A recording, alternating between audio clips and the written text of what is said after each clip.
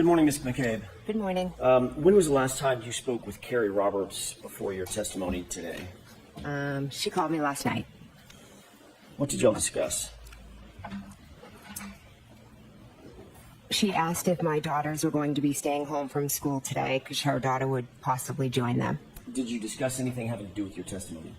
Not my testimony, no. Did you discuss anything in that conversation with her prior testimony? No. Are you aware that she testified last week? Yes. Did you discuss anything after that, after she testified with her about her testimony? No.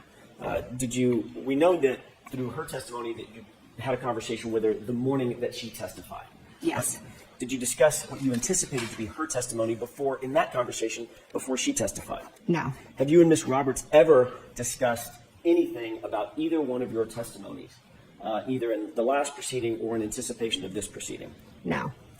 So for the entirety of the last year, even though you both went through a proceeding last year where you both testified under oath and it was highly, highly publicized, neither one of you, your good friend Carrie Roberts and you, have ever discussed either of your testimonies between that time and this time?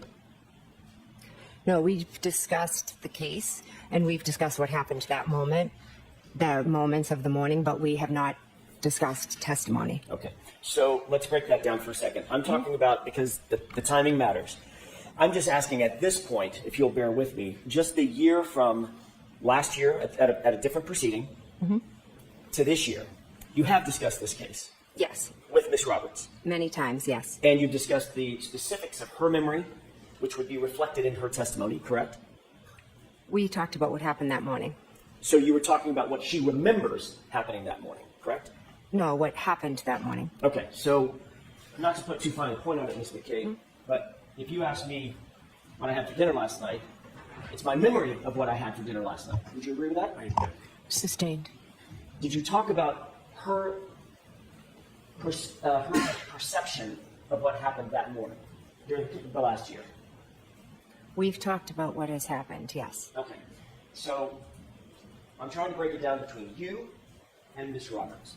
You've discussed her perceptions and her memory of what happened, as well as, and separate and apart from, your memory and your perceptions, correct? Correct. So there have been circumstances in which you and Ms. Roberts have compared, by definition, what she remembers versus what you remember, correct? I wouldn't say compare.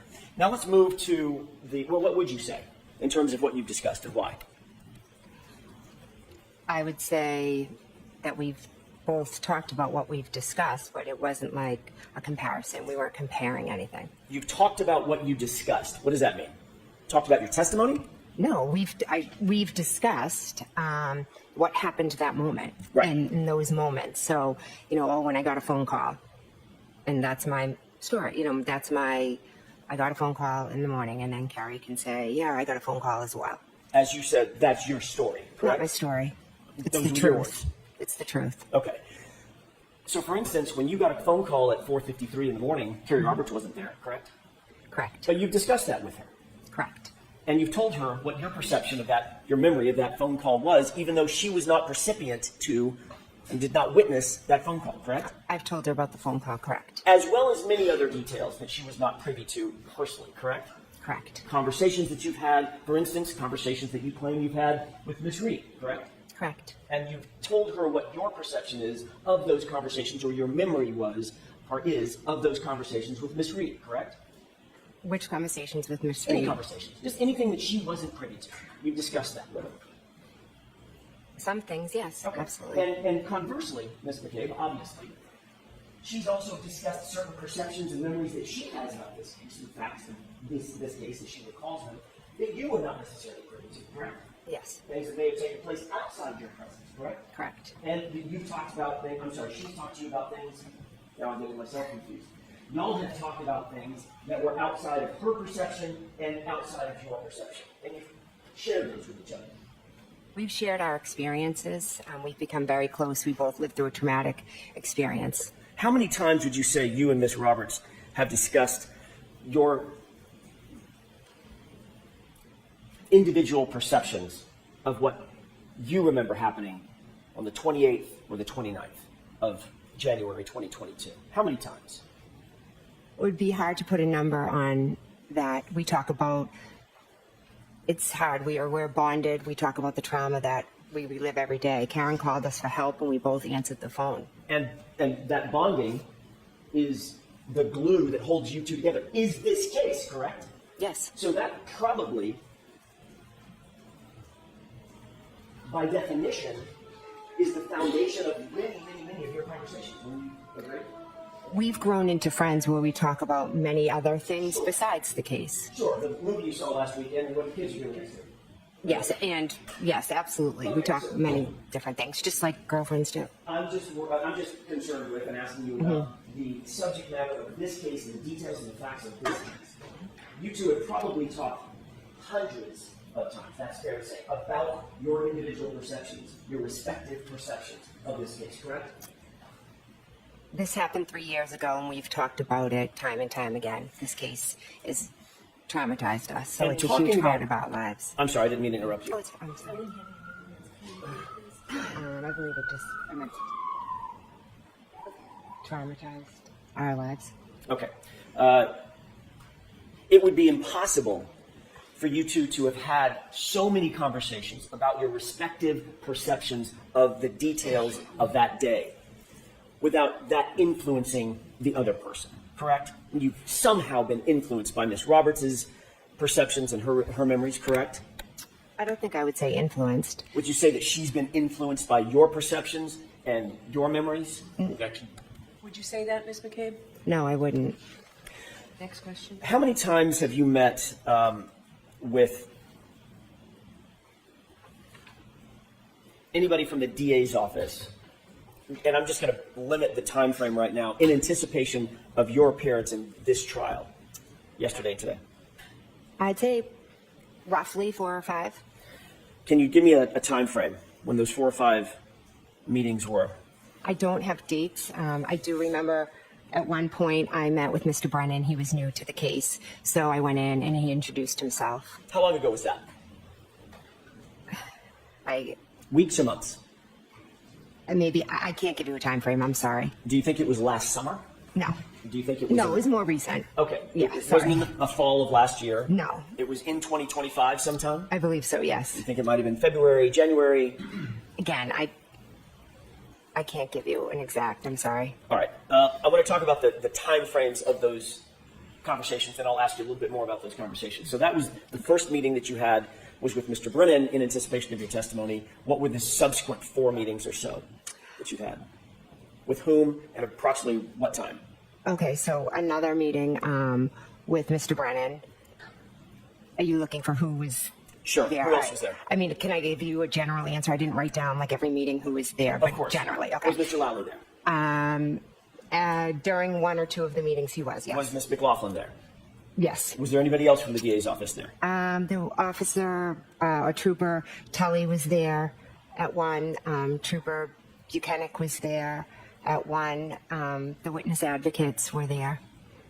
And again, give or take the particular meeting. Those are 2 meetings that you've talked about with Mr. Brennan and others. What about the 3rd meeting? No, I'm sorry. I was lumping a few of them together. Sure, understood. I apologize. How many meetings would you have? Let's just start there. How many meetings have you had with Mr. Brennan and either staff or colleagues? So after the first initial meeting, I would say, again, I didn't write them down off the top of my head. I can think of 2 or 3 more after that. Okay. Excuse me, first initial one. So that's either 4 or 5 meetings with Mr. Brennan and some combination of his colleagues, Mr. Lally, Ms. McLaughlin perhaps, Mr. Nelson perhaps, the other employee of the DA's office, and Troopers Buchanan and Trooper Tully. Correct. You asked questions about in any of these meetings. I'm just going to lump them all together. Any of these 5 meetings. By the way, when was most recent? Last night, I had a Zoom call in regards, I think the court asked them to. Yes, I'm going Yeah, to stop you right there. Oh, okay. I'm going to ask a different question, and if you don't mind, I'm just going to lead you through this question. Okay. You had a conversation last night. I'm not interested in that particular conversation. That was for a very specific purpose. I'm asking you about everything leading up to, but not including last night's conversation, okay? Okay. So let's just leave that one out.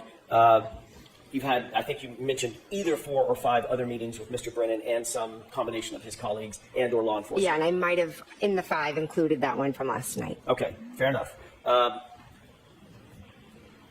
Were you asked questions in those, we're just going to call them four meetings. Were you asked questions during those 4 meetings about your testimony at the first proceeding last year?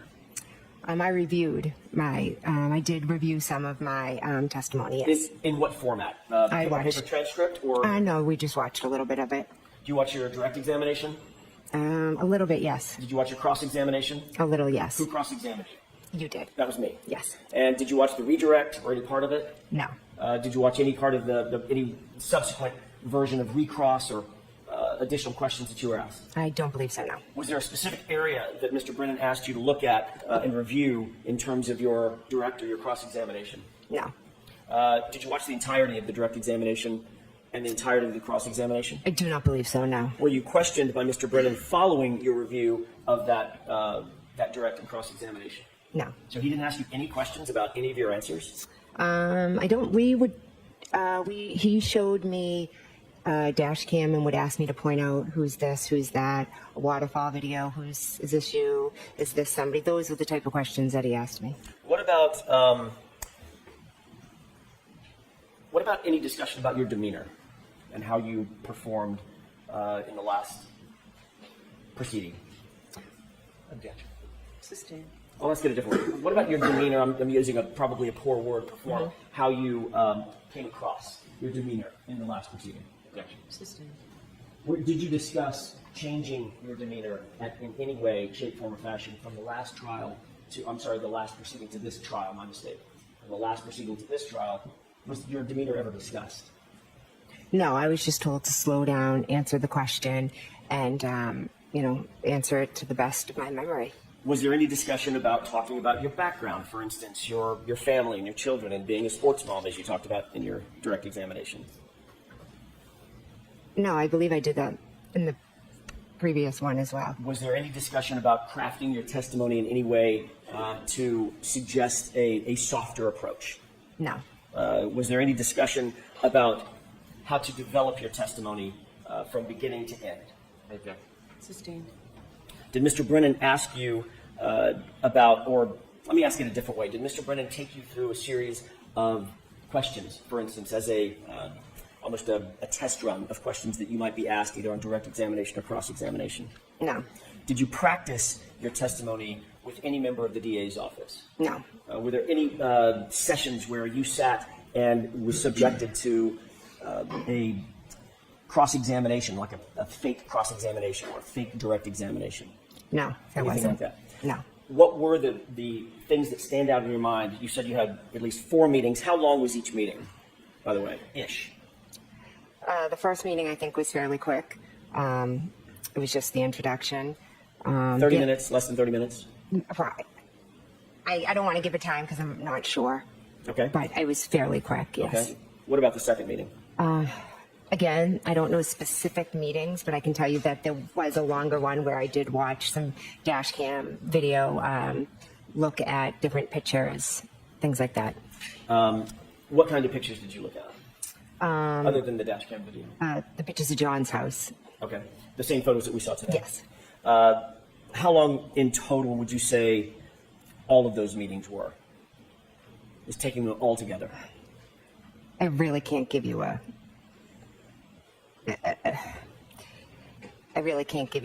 estimate. I think the first one was fairly quick. The second one, one of them was a little bit longer, maybe a couple hours. Okay. Then the third one, was that also a couple hours, or was that one fairly quick? That was fairly quick, yes. So fair to say between 2, 3, 4 hours total meeting times? Again, I'd have to probably go back and look at the date and the time. I really can't give you a specific amount of time. I apologize. Did Trooper Tully or Trooper Buchanan ask you any questions during the course of any of these meetings?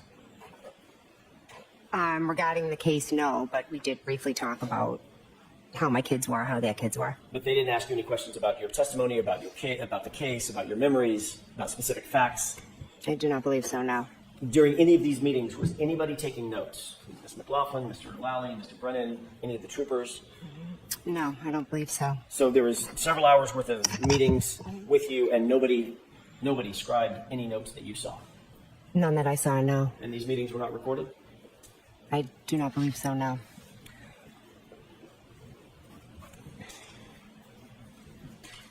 Ms. McCabe, I'm going to ask you a series of questions about your family because I just want to make sure it's crystal clear who's who. You're married to Matt McCabe, correct? Yes. Your sister is Nicole Albert. Yes. Nicole is married to Brian Albert. Yes. It was Brian Albert's home that you were at 34 Fairview that you arrived at where John's body was found, correct? Yes. The same home where that late night gathering was on January 28th going into the morning of the 29th, correct? Yes. Would you consider yourself to be close with your sister Nicole and Brian? Yes, very close. Your families, it's not just you and Nicole, your whole families are close, correct? Yes, we have a very close family. How long have you known Brian Albert? Since I was in kindergarten. You consider him, even though he is not blood related to you, you consider him family. Yes. In addition to Brian and Nicole Albert, you're also very close with Chris and Julie Albert, correct? Yes. Just to be clear, and I'm going to do this slowly, Okay. Brian Albert's younger brother is Chris Albert, correct? Yes. Chris Albert is married to Julie Albert. Yes. You consider Chris and Julie family, even though there may not be a blood relation as well, correct? Yes. Chris Albert is a Canton Select Board member, is that right? Now he is, yes. And the Canton, that's in Canton? I said Select Board member. Did I mention Canton Select Board member? It is in Canton, Okay. yes. All right, obviously it's in Canton. The Canton Police Department reports to the Select Board, correct? I'm not aware. You're not aware of that echelon? No. Okay. You're aware that Brian Albert, your friend of, I'm not going to say how many years, but since kindergarten, was a Boston police officer. Yes. He had been a lifetime law enforcement officer for some 30 years before he retired recently, correct? Yes. He's a trained first responder, obviously. Yes. Brian Albert and Chris Albert have another brother named Kevin Albert, correct? Yes. Kevin Albert is a detective with a police department, correct? Yes, I believe that's his title. I'm not Which 100%. which police department is Kevin Albert associated with? Canton. And you've grown up in Canton your whole life, you indicated. Yes. Your entire family has grown up in Canton, correct? Yes. And you, Ms. McCabe, have three sisters. Nicole, we've talked about. You also have a sister named Shelley, is that right? Michelle, yes. Michelle? Mm-hmm. And Denise, who you mentioned in your direct examination. Yes. Nicole is also known by a nickname, is that right? Yes. What is Nicole's nickname within the family? Coco. Does Shelley also have a nickname? Well, I guess Shelley is the Yeah, shortened Shelley name for is. Michelle, correct? Yes. What about Denise? She's Dee Dee. Dee Dee? Yeah. Deedee.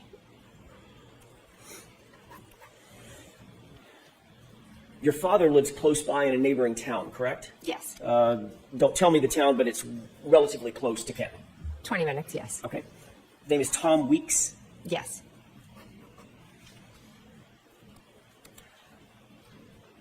There are, I'm not going to go through all of them right now because the family tree is getting large, but there are children, cousins, second cousins, nephews, aunts, uncles. There's a combination of familial relations within that set of folks that I just talked about, Chris and Brian and Nicole and you and Matt and the folks that we've just talked about. Yes. That family, that large family, celebrates holidays together, I'm guessing? We don't typically, celebrate with Kevin and Chris, but my family does, yes. Along with Brian, Albert, and Nicole. Yes, of course. Birthdays are celebrated within that family. Yes. Go on vacations together, I'm guessing. Yes. Gatherings like the one on the 28th. Yes. Special events. Yes. Spend weekends together. Yes. You mentioned a lot of sporting events. There's a lot of sporting events that y'all go to together. Yes. So it is very, very easy to see that it's an extremely close-knit family. Yes. And naturally, you're very protective of your family, as anybody would be. Yes, I love my family. You had also said that you knew, and your words, liked Karen Reed, my client, on the 28th of January 2022, correct? Yes. But she very much is not family, correct? Correct. She certainly was not as important to you as your actual family, the Alberts, the McCabes, the folks associated with them. Is that right? Yes. On January 28th, 2022, Ms. members of the Albert family and the McCabe family all went to a bar together, had drinks together that night. Waterfall, we've heard a little bit about that, correct? Correct. Ultimately, you went back to your sister's house for the after party that we've heard so much about. That was at Brian Albert's house, is that right? Yes. You've been interviewed, I think you indicated multiple times, you didn't even give a number of how many times you've been interviewed by police in this case, is that right? Yes. Your family is connected to people at Boston Police Department. We've just talked about that. Brian Albert, is that right? Well, Brian was a Boston police officer. Right. So when I say connected, there's some familial or family or friendly connection to that police agency, Boston Police Department. It'd be Brian Albert in this case, correct? The objection is sustained. There's also a connection to the Massachusetts State Police through your family, is that right? Objection. So define connection. Julie and Chris Albert are very, very close to you. Right. I'm close with Julie and Chris, yes. You're aware that Michael Proctor's sister, Courtney, is basically best friends with Julie. No, I'm not aware of that. She's best friends with Julie's sister, Jillian. Okay, so Courtney's best friends with Jillian, who's sisters to Julie, Yes. who's married to Chris, who's an Albert, who's the little brother of Brian Albert. Yes. Okay. And Kenton Police Department, there's also some connections there as well, Kevin Albert being the most obvious of them. Objection. I'm going to allow that. Do you have a connection with the Canton Police Department? Not with the department, but with Kevin Albert. Right, who's a member of the department. Yes, but my relationship's with him. Understood. You've indicated that you've been interviewed by law enforcement agents associated with Massachusetts State, with Canton Police Department. That'd be Officer Lank. Yes. Can I and stop also you for a good. second and see Counsel at sidebar, please? Sure. All right, Mr. Jackson, go right ahead. Thank you, Your Honor. When last we left off, we were talking a little bit about some of the familial connections that your family has with certain law enforcement agencies. We talked about Boston Police Department, obviously, Brian Albert. We talked a little bit about Massachusetts State Police and knowing friends of friends with regard to Chris and Julie, correct? Yeah. Knowing friends of Chris and Julie? Friends of friends of Chris and Julie. Is that your relationship? With who? I'd asked you that. I'll ask you a different question. Okay. A little bit vague. Courtney Proctor is friends with Julie's sister, Yes. and obviously Courtney also knows Julie and Chris, correct? Sustained. And there's also a connection to Canton Police Department through Kevin Albert. Is that right? Objection. Can you answer that? Is there a connection? Do you have a connection with the Canton Police Department through Kevin Albert? Not with the police department, but Kevin Albert is Brian Albert's brother. Right. And Kevin works for whom? The Canton Police. Thank you. So you've been interviewed many times by different law enforcement agencies, be they Massachusetts State Police, Canton Police, or otherwise, correct? Yes. Okay. Those interviews have not just been over the period of weeks, it's been over the period of weeks and months and even years since this occurred, correct? Yes. You were contacted by another law enforcement agency that was not Massachusetts State Police and not Canton Police Department at one point in April of 2023. Do you remember that? Yes. I want to talk for a second about that series of interview, or that interview. You were contacted at your residence by these members of this law enforcement agency, correct? Yes. All right. Later that same day, you did sit down with those same law enforcement officers for a formal interview. On that same day that you were contacted by them, they also went into your home and actually interviewed you, correct? Yes, it was brief. All right. Those law enforcement officers identified themselves as being associated with an agency that is not Massachusetts State Police. You understood that. Yes. And you understood that they were not involved with Canton Police Department either, correct? Correct. Completely separate agency, is that right? Yes. During the course of that interview, those officers informed you very specifically, Ms. McCabe, that it is a crime to lie to them even during an interview, correct? Yes. Those law enforcement officers informed you that they were investigating certain circumstances attendant to John O'Keefe's death, correct? They were very vague on what they were. Understood. I don't know what they were investigating. But you did understand that it was having something to do with your involvement at 34 Fairview on January 28th, 29th, 2022. Objection. As a witness or otherwise? Objection. Sustained as to certain terminologies. Sure. Let me see if I can rephrase that Ms. McCabe, you were aware of the subject matter of their interview, right? They weren't interviewing about a car you bought last year, correct?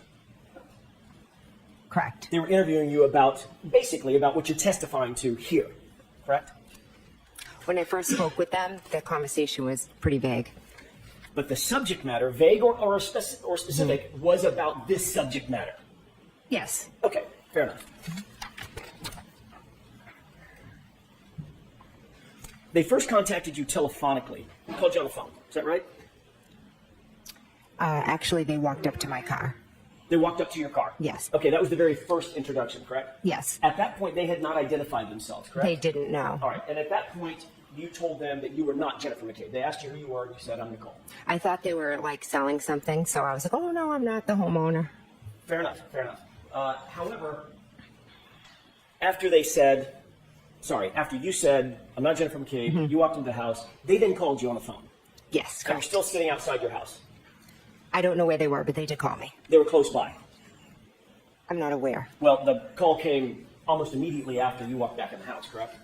I'm not sure how much time had passed. Give me an idea. It wasn't an hour. It was No, it was 5 to soon 10 minutes. after. I'm just not sure. I can't tell you where they were located. I'm sorry. okay. They told you that they would. And at that point, they identified themselves as being law enforcement agents, correct? When they called me, yes. And they told you at that time that they were not with Canton. You knew at least they were not with Canton Police Department. They were not troopers with Massachusetts State Police, correct? Yes. Okay. And they told you that they would like to have an interview with you. They'd like to have a sit-down talk with you, correct? Yes.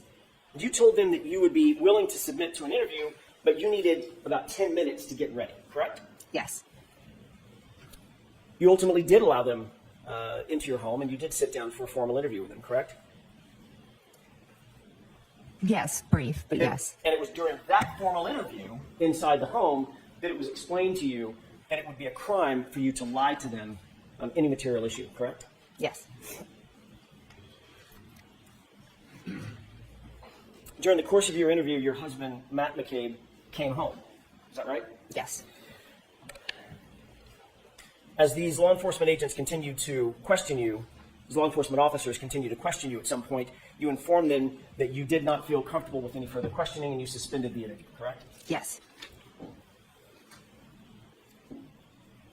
Before leaving, however, those same law enforcement officers asked you if you had contacted anyone in those 10 minutes when you indicated, I need 10 minutes to get ready, between the time they called you and the time that they showed up and came inside your house, correct? Yes. You told them that you had contacted your husband, Matt McCabe, Yes. which is why you came home, right? Yes. And you told them that you had called Carrie Roberts before they interviewed you, correct? At that moment. I'm not 100% sure, but if you have it, it seems like something I would do, but if you have it, could show me. Absolutely. May I approach briefly? Yes.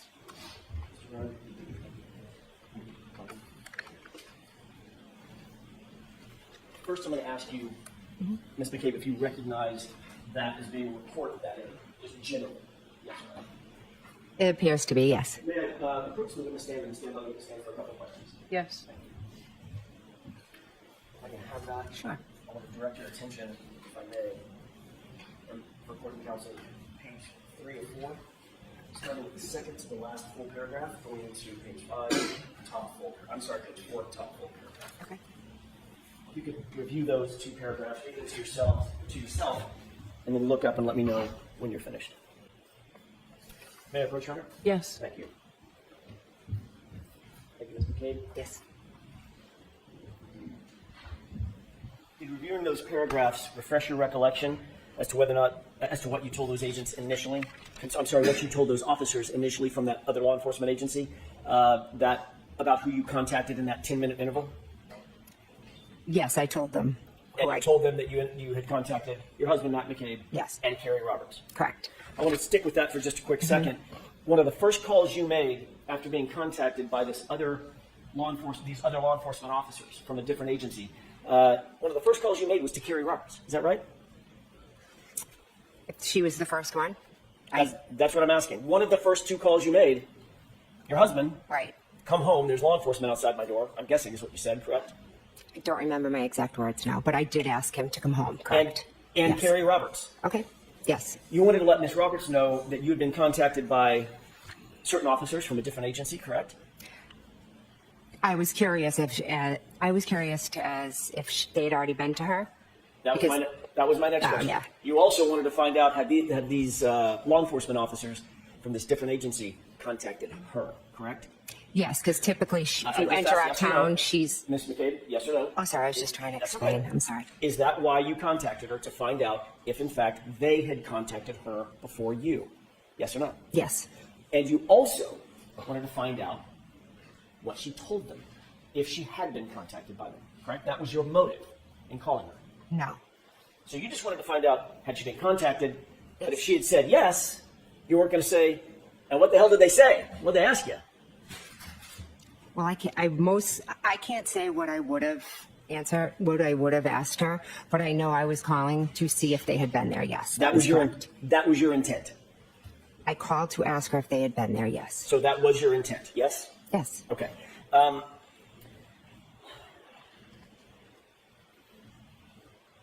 Your motive in calling Carrie Roberts at that moment, before your interview, was to ensure that your story would line up with her story, Ms. McCabe. Isn't that right? No, that is not. You wanted to find out if she had talked to these particular law enforcement officers and what she had told them, so that your story could somehow align, or it could inform how you responded to questions that they asked you. Isn't that true? That's not true. We both know what happened. We don't have to have a story. There is no story. There's what happened, and that's it. So if that's true, Ms. McCabe, we have no reason to call Carrie and ask her if she'd been contacted by this law enforcement agent, because it's just the truth, right? We're going through this whole experience together. We call each other about everything. There would That's be no nothing reason. more than that. I'm sorry. Let her finish her answer.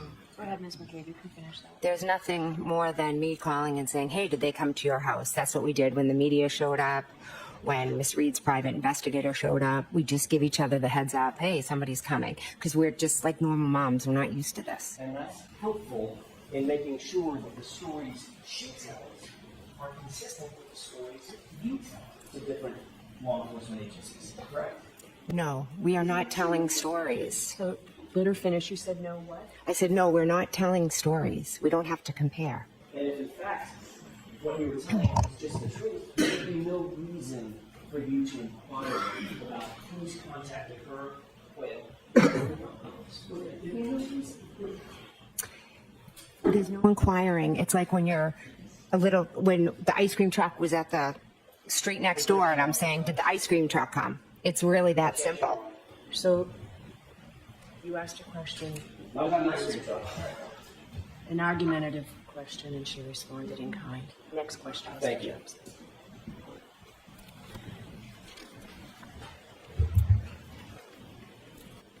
You also testified in your direct examination, staying with Ms. Roberts for just a second, about a timeline that you and Ms. Roberts put together, correct? Yes.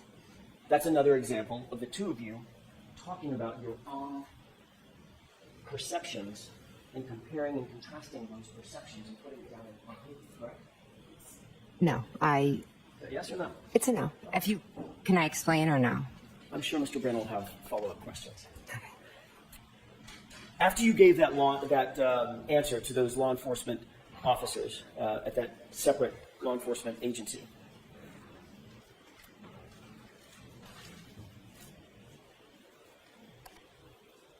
they asked you, was there anyone else that you contacted in that 10-minute period before we got a chance to talk to you?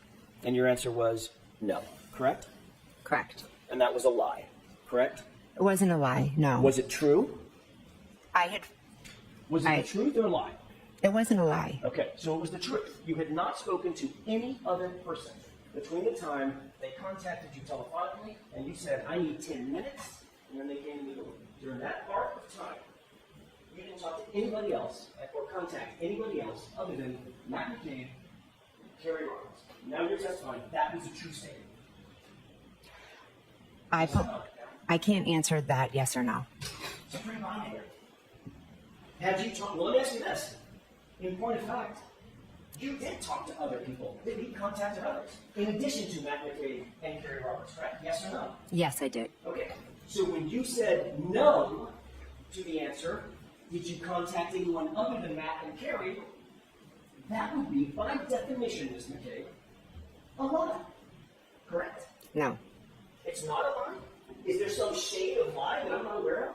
It's the way you're asking the question. If I Okay, could let me ask it a explain, different if way. I could explain, Let me ask it a it will different make way. more sense to you. The agents asked you, I'm going to go over this one more time, then I'm going to move on. The agents Okay. asked you, in fact, did you contact anyone between the time we called you and set up the interview and the 10 minutes before we walked in the door? They asked you that question, correct? The objection sustained. Watch the choice of language. I'm sorry. I meant the law enforcement agency. That law enforcement agency, the members of that law enforcement agency contacted you. Sorry. They asked you who you had contacted between the time they first telephoned you and walked in the door 10 minutes later. Right? Correct. Okay. Data point number one. Data point number two. You told them Matt and Carrie, correct? Correct. You had actually contacted, they then asked you, did you contact anyone else other than Matt and Carrie, correct? Correct. And you said no. Is that correct? At that moment, I said no. Yes. Correct. Or any moment. No, at that moment, because they had just come in my house. Only one person can talk at a time. You said the word no. She correct? was finishing her answer. Finish your answer. I had said no because I was in a situation where there are two officers from a different agent had come in, were asking me questions, or they had said, can I come in and ask you questions? At first, I thought they were selling something. Then they identified themselves. I just dropped my kids off at school. Going to be completely honest. I hadn't brushed my teeth. So I kind of made some phone Objection, Your calls. Honor. This is not That's responsive. so. Next question is. Thank you. Ms. McCabe, after you said no, that you hadn't contacted anybody else, those two law enforcement officers from that separate agency who had told you it was a crime to lie to them, they left, right? Yes. Subsequent to that, Mr. McCabe, your husband, Objection. Sustained. they left you their card so you could call them if need be, correct? Yes, they did. And you, in fact, did call them back, correct? Yes, I did. Without telling me the content of the conversation you had, did you have a conversation with Mr. McCabe? Objection. Sustained. Did you call them back and say, I'm calling you back because my husband told me Objection. that I lied to you and I better clear that lie up? So sustained. Jurors, remember I told you before that only answers to questions are evidence? Be mindful of that. May we Next, yes.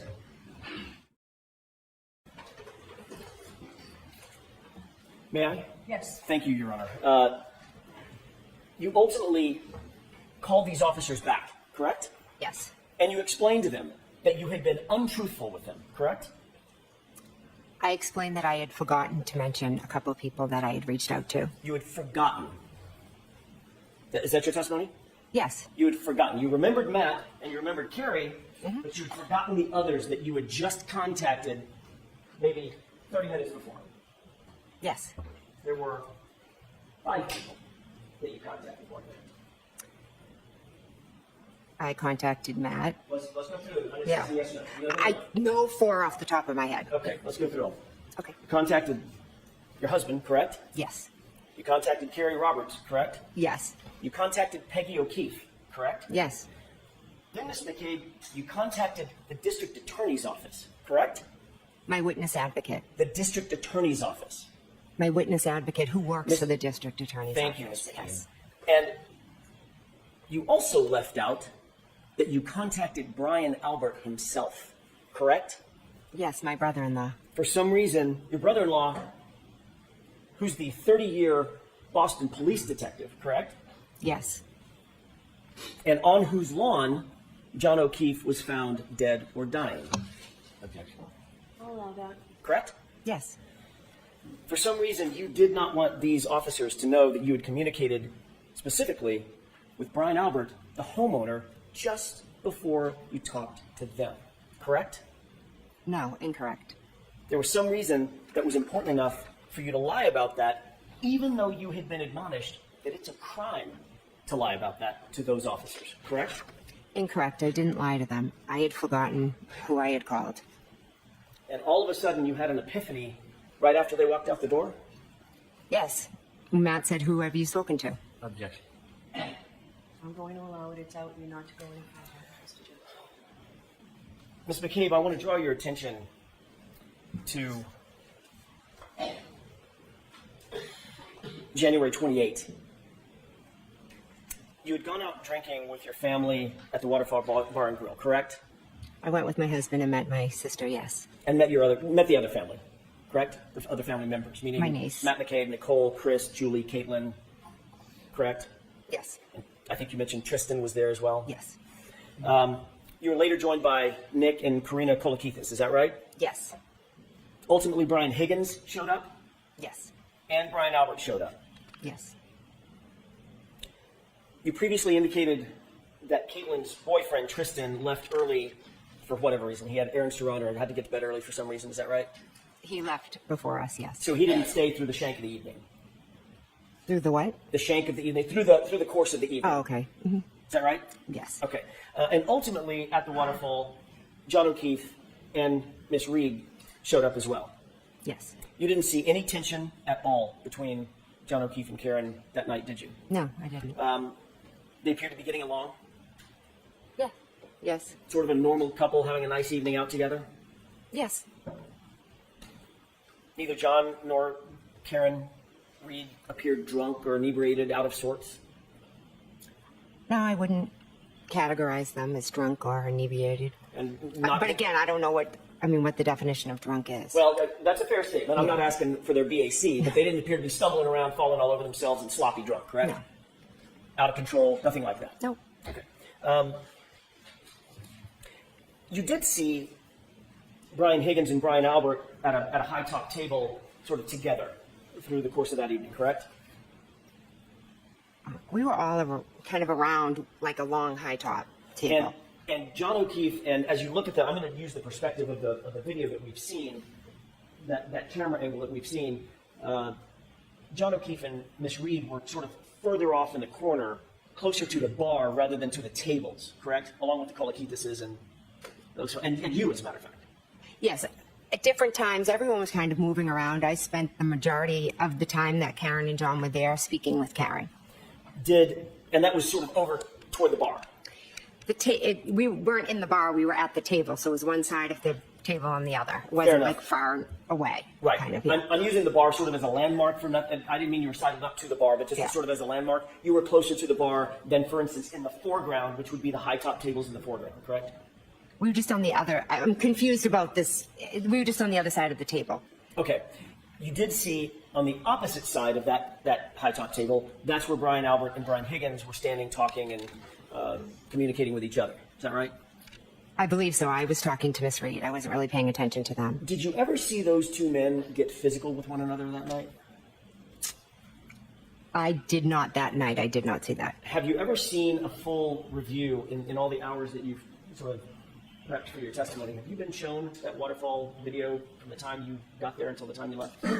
Not the full video, but I have seen a good portion of it, yes. Okay, and you've certainly seen the portion where Brian Albert and Brian Higgins get up from the table and sort of get physical with one another, correct? I would say more like play fighting, and Nick Kolakidis was a little bit like doing it with them as well. Okay, so the physical part is, all I'm asking is, did they touch each other? Yes. Yeah, I guess, yeah. And you described it as play fighting, correct? I don't, if we could watch the video, it might explain it better than I could. We probably will. Oh, okay. Right now, I'm just asking you about your memory. You remember them squaring off on one another, playing, but squaring off on one another, I correct? don't remember them squaring off. Like I said, I just watched the video. I don't remember it from that night, and I didn't really pay attention. It looked like foolish, like guys. Just I don't even know how to describe it. From your perspective, having watched the video, did it appear that they squared off on each other and sort of took fighting stance? I didn't look at it that in depth, so I could not say that. Did you see them walk up to each other and grapple with one another? Like they were not punching each other. Right. I get that. Were they grappling with one another, like faking punches to each other? I don't know. Almost like sparring a little bit. I don't honestly know. But you did see I saw them together. It's blurry, and they're kind of, I don't know really what they're doing. but they weren't standing there holding Higgins? Oh, God, no. No. You weren't on their phones, right? They were engaging with each other playfully, grabbing at each other. I don't really. Playfully grabbing each other, playing fighting, correct? That's my point. I'd have to watch the video to categorize it as play fighting. You don't have that in your head? I didn't. No, it was a quick clip. I wasn't like focusing on Brian and Brian. I was just identifying that was myself in the video, and there was Miss Reed, and I believe Miss Reed actually did some play fighting to Matt.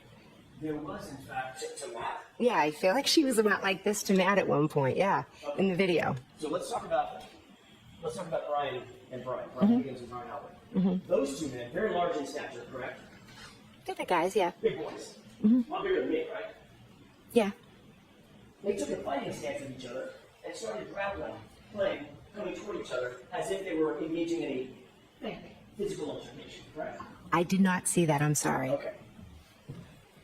You didn't even see it on the video. I saw them on the video grabbing at each other. I didn't see stances but again, I didn't pay much attention to it. And that's your best memory as you sit here today? Yes. Okay. Eventually, your husband, Brian Albert, Brian Higgins, Nicole, Caitlin, everybody went over to 34 Fairview at the end of the night, Yes. correct? The bar closed at, I'm guessing, midnight. Okay. Is that right? I think we were wrapping up around then. I don't know what time it actually closes. When you left Waterfall, the people that were still there included Matt, your husband, and John O'Keefe. Is that right? Yes. You walked out with Karina Kolakithis and Karen Reed. Yes. And you said to Miss Reed something along the lines of, "You're coming with me," correct? I said, why don't you come with me? Okay, fair enough. You were prompting her to join you for the ride over to 34 Fairview. Is that right? Yes. You even went outside and sort of waited in the cold. There's a video. Have you seen the video of you outside? The surveillance video of you outside in the cold? Yes. And you're sort of waiting there, moving from foot to foot like it's freezing out, which I'm sure it was, correct? Yes. In a big puffy coat of some kind, right? So the question was, I moving foot to foot in a coat? Yes. My question is more, did you see yourself waiting outside in the cold? I saw myself convert. I believe I was in a conversation at that point when I was standing out there with John and Karen. And that's when you were asking Karen to come with you. No, I had asked Karen previously when we were at the door to come with me because I didn't know how long Matt and John were going to be in the bar because they were in there still. And that would have, by definition, brought Karen to 34 Fairview separate and apart from John O'Keefe if Karen had come with you. Yes. So,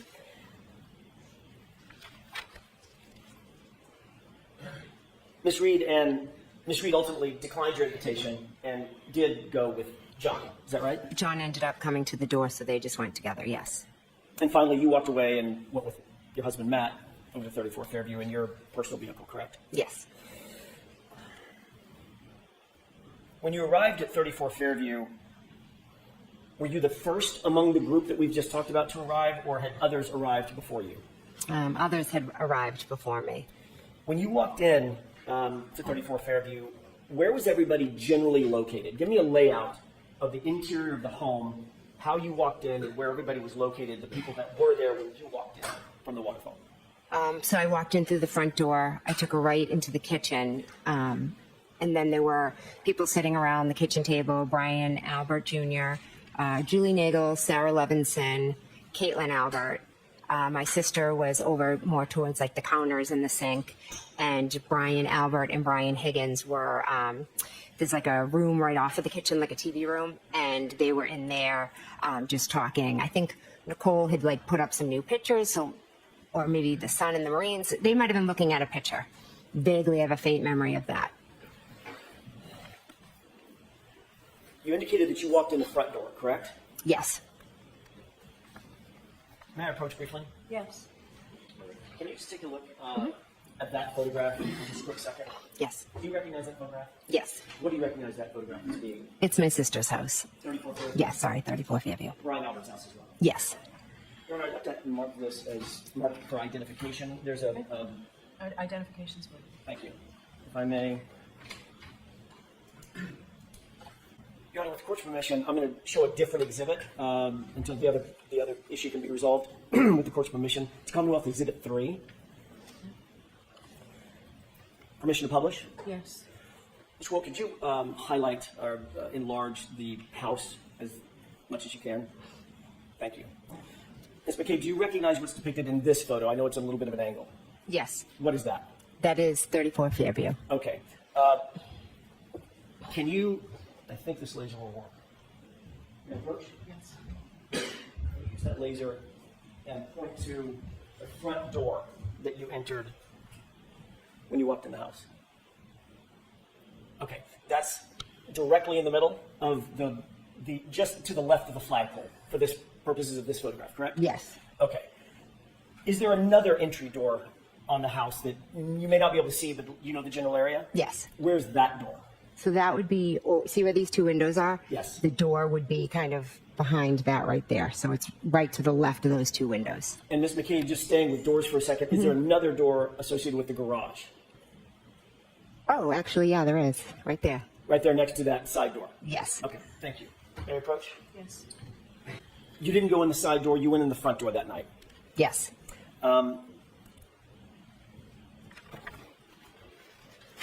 You indicated that once inside the house, you were sort of in the kitchen area. Is that right? I was in the kitchen, yes. You weren't paying special attention to Brian Albert or Brian Higgins, what they were doing. As a matter of Yeah. fact, I think they went into a different room. Is that right? There's a room, kind of the kitchen opens up into the TV room. So they were in there. So the only two that you recognized at this point in the night, not being sort of with everybody else, were Brian Albert and Brian Higgins, separated out in the family room or whatever that room's called, living room. Yeah, like just right there, right where they are. Just Okay. kind of right in the next room. When you first pulled up, did you notice any vehicles in front of Brian Albert's house? Yes, I did. What vehicles did you notice? Vehicle or vehicles? Did you Just notice? one. What was that vehicle? It was a Jeep. Can you describe the Jeep for us, please? I really can't. All I can say is that when I pulled down, the Jeep was on the parked on the street in front of the mailbox, and I turned into the driveway. Okay.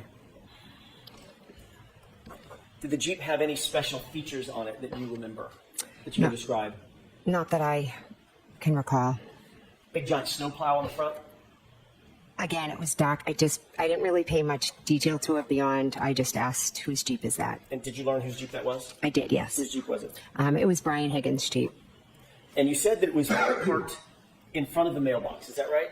Yes. So as you're looking at the house, the mailbox would be closest to the driveway, is that right? Yes. Rather than, for instance, the flagpole on the other side of the lawn.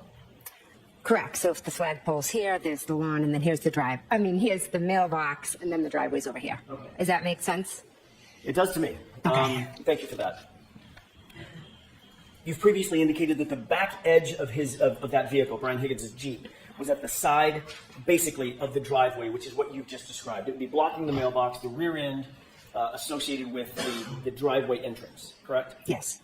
Have you ever discussed having seen that Jeep in that spot with anybody else in this case? Is that including previous testimony, or? It is. At any time. Before you testified at the previous hearing, had you discussed having seen that Jeep in that spot with anybody else? For instance, your husband?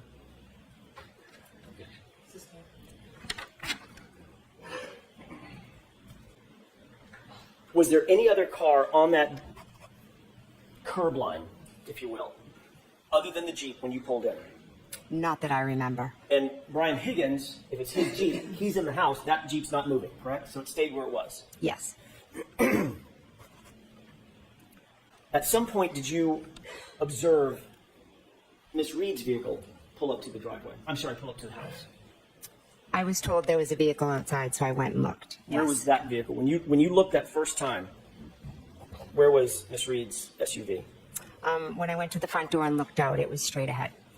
So that would be parallel, actually in line with the Jeep, correct? Yes. Directly in front of the Jeep.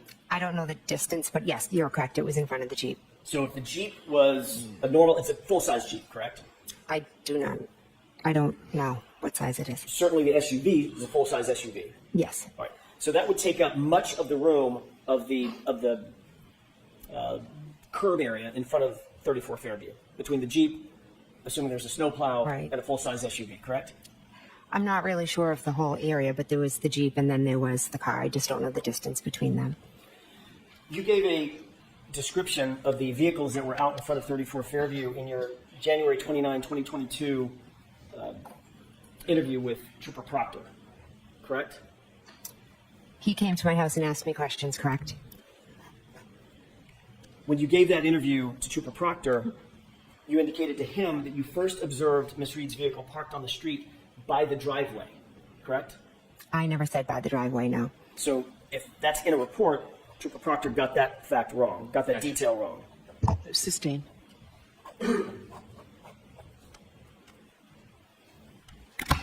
If in fact,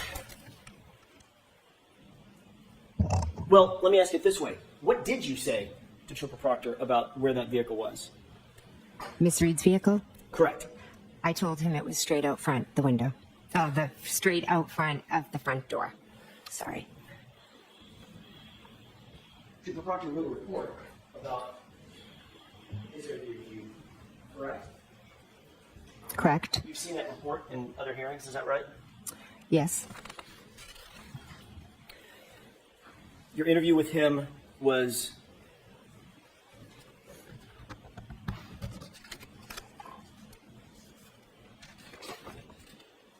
on January 29th. Do you remember the date? I'm sorry, I just said the date. Do you remember the time? My mistake. I don't remember the exact time. I'm assuming afternoon, like after 12, or I'm not 100%. Sorry. You had been contacted by Trooper Proctor while you were still at 34 Fairview, is that right? Yes. Ultimately, instead of coming from the Canton Police Department to 34 Fairview, you went home to your house. I did. To Yes. the Country Lane address. Yes, I did. And Trooper Proctor ended up meeting you there, correct? Yes. And in addition to you and Matt being there, Brian Albert showed up, correct? I asked him to come. So you asked your brother-in-law to come to the interview that you were having with Trooper Proctor formally in furtherance of his investigation surrounding the circumstances of this case. No. But Brian Albert did show up at your house. He did. I asked him to come, yes. And he was inside the house when Trooper Proctor ultimately interviewed you, correct? He was in the house, yes. And you'd spoken to Brian Albert before Trooper Proctor had interviewed you formally, correct? I believe so, yes. As a matter of fact, several times you had to have spoken to him at 34 Fairview. You've already said that, right? Oh, right, yeah. We were all there in the kitchen. And then obviously you spoke to him about the interview before Trooper Proctor got to your house to interview you on the 29th as well, correct? We were just talking about what happened. It wasn't specifically about Trooper Proctor. Right. Not about Trooper Proctor. You talked to Brian Albert about the circumstances of this case before you spoke with Trooper Proctor. Yes, I had.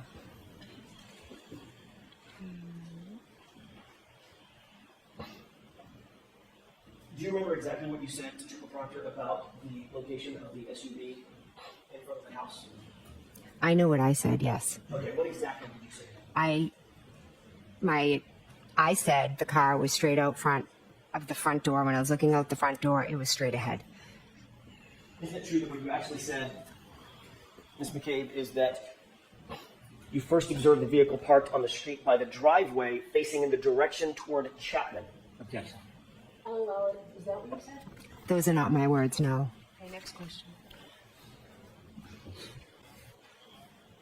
You've already indicated that following the events of January 28th and 29th, you have spoken extensively with your family and your friends, members of your family and your friend group, about what happened that night, correct? Yes. And that includes Brian and Nicole Albert, is that right? Yes. That includes Matt McCabe, your husband, correct? Yes. That includes Chris and Julie Albert? Yes. Includes other people that were there that night, including Brian Higgins? I haven't spoken to Brian Higgins since, I believe, John O'Keefe's wake. But you did speak to him that morning at 34 Fairview, is that right? Yeah. Oh, yes, he was there, yes. As a matter of fact, he's the one that told you to call Officer Lank back and have Officer Lank come back for the additional statement that you wanted to give Officer Lank. Is that right? He may have suggested it, I'm not sure. So in those discussions that you've had with all these folks, you've talked to the details about that night being at the bar, the house, who was where, all of those things, correct? Yes. You've talked about the timing of the night, who arrived, when people arrived at 34 Fairview, when people arrived at Waterfall Bar and Grill, correct? No, those really aren't details we discuss. I mean, everybody kind of knows when they came and when they left. We talk more about, living with everything that we've gone through. Well, what about on the morning of January 29th, when everybody was still in that sort of friends and family gathering inside 34 Fairview? When I was there with my husband and sister and brother-in-law, and then Brian's friend and Julie Albert, I was trying to piece together what had happened.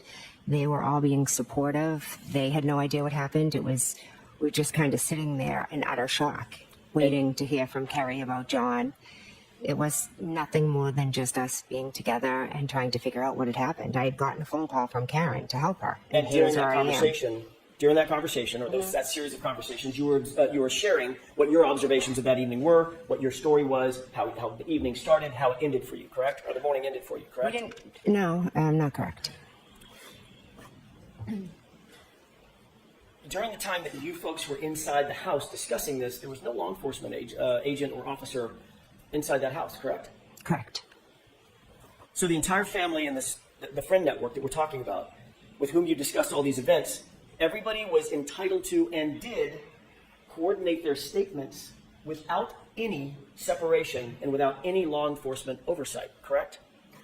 I was with my family, my sister, my brother-in-law. It wasn't really a big group of us. As I've mentioned, I had 5 or 6 people. I was in shock. I didn't know what had happened. They were just asking me what happened, And you told questions them. like that, and I absolutely told them. But it was no story. There was no us being allowed to do it. That was my family. They were just there with me. Like But nobody was separated by law enforcement, correct? I don't believe there was a reason to separate us. Nobody. Well, notwithstanding what you think was the reason, you're not a professional investigator, correct? I'm not. You're No. not a trained investigator. No. You're certainly not a homicide detective, correct? No. None of you witnesses were ever separated, were you, that morning?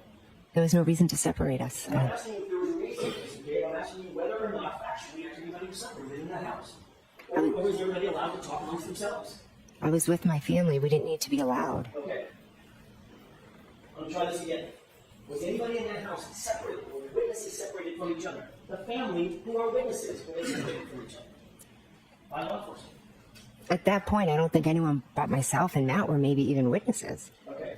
I'm not asking you what your determination of who the witnesses are. I'm asking you whether the folks in that house were separated by law enforcement before you were able to have discussions about the events of January 28th or 29th. That's a yes or no question. Were you separated or not?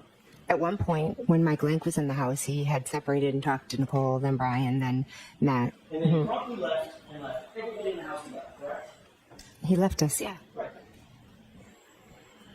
Nobody was taken down to the station, is that right? No?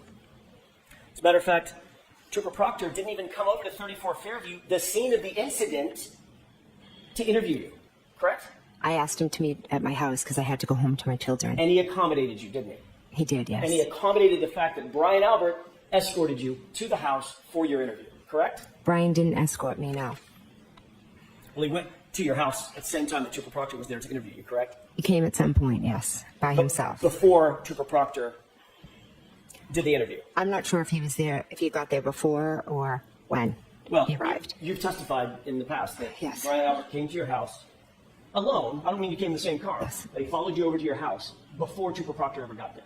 And he was in the house while Trooper Proctor conducted his interview, correct? Yes, Brian was All in right. the house for the interview. Thank you.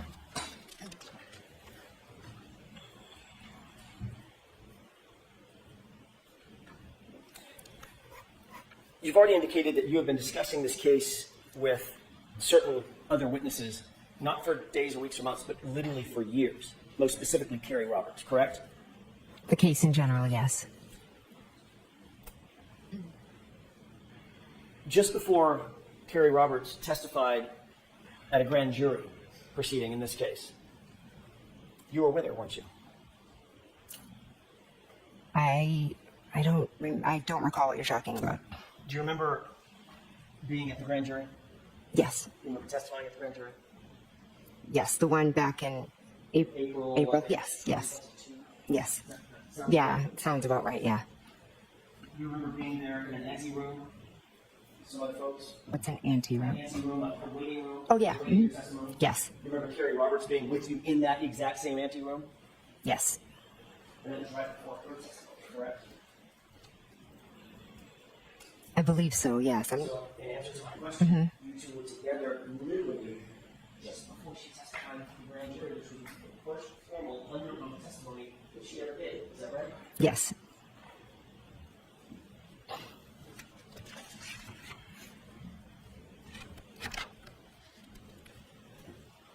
When she testified at at the grand jury, was that before or after you two had gotten together and created this timeline? We did the timeline right after John had passed. So she testified, the answer is she testified after the timeline was created, correct? Yes.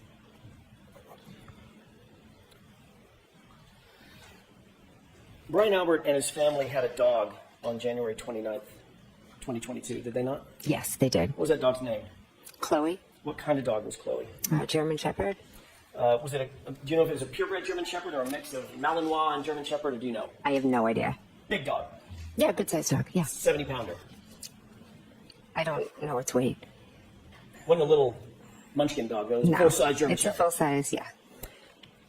On the morning that you described going into the house, January 29th, 6:40 a.m. or so, you indicated that you burst into the bedroom to wake your sister and Brian Albert. Is that right? Yes, I went into the bedroom. It's still dark out, correct? Yes.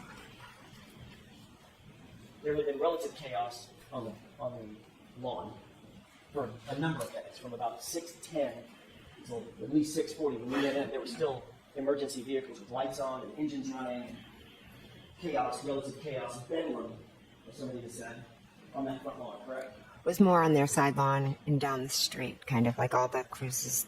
A lot of them were behind their lot. Right in front of 34th, correct? To the side, in the side yard of 34 Fairview, yes. And on the lawn of 34th, Yes. where first responders were responding, correct? Yes. And you said that client was screaming to the top of her lungs, is that right? Yes, she was. And Carrie Roberts was screaming back at her? Yes. Shut up, shut the fuck up, right? Yes. Yeah. Then at 6:40 a.m., under the cover of darkness, you walked in the front door of the unlocked front door of Brian Albert's house, correct? I went into my sister's house, correct? It wasn't Brian Albert's house? And Brian Albert, yes, I'm sorry. You then climbed the stairs up toward the bedrooms, correct? Yes. You walked into the bedroom door where Brian Albert and Nicole Albert, according to you, were sleeping. Is that right? Yes. So you would agree that you unexpectedly, in terms of their view, unexpectedly walked into their house basically in the middle of the night, middle of the morning. Yes. You indicated that when you went through their bedroom door, you sort of burst through, correct? I opened the door. I don't know if I used the word burst. You previously indicated that when you went through the door, it was chaotic because you were so amped up from the events. Is that right? I don't know if I used those words. Would you say that you were loud or quiet? I think as I explained earlier, I was like, where everything was going on around me, and I was kind of like in just a state of shock. And I remember thinking, I don't want to startle them, but I have to wake them up, because obviously when I wake them up, they're going to be panicked and think something terrible happened. Well, why didn't you want to startle them? Something terrible had happened. I didn't want to give them a heart attack when I woke them up. But you didn't walk up and just nudge them and say, hey, Nicole, honey, can you wake up? You didn't do that. No, I was like, Brian, Nicole, wake up, wake up. Okay, exactly. But you weren't saying it in that voice either. You were saying, Brian, Nicole, get up. I'm not sure if it was that loud, but I definitely was. You definitely like trying to wake them up. Yes. What was the dog's reaction? I don't recall seeing the dog.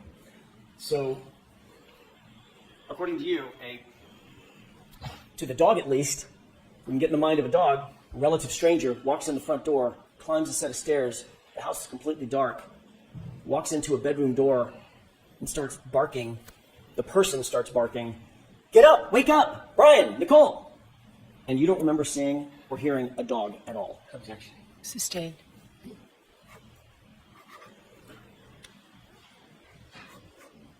As you indicated, it's not that the dog wasn't reactive, it's that you don't remember the dog even being there, correct? I have no memory of the dog, no. But you do know that that dog sleeps in Brian and Nicole's room, correct? It may, I don't know for sure.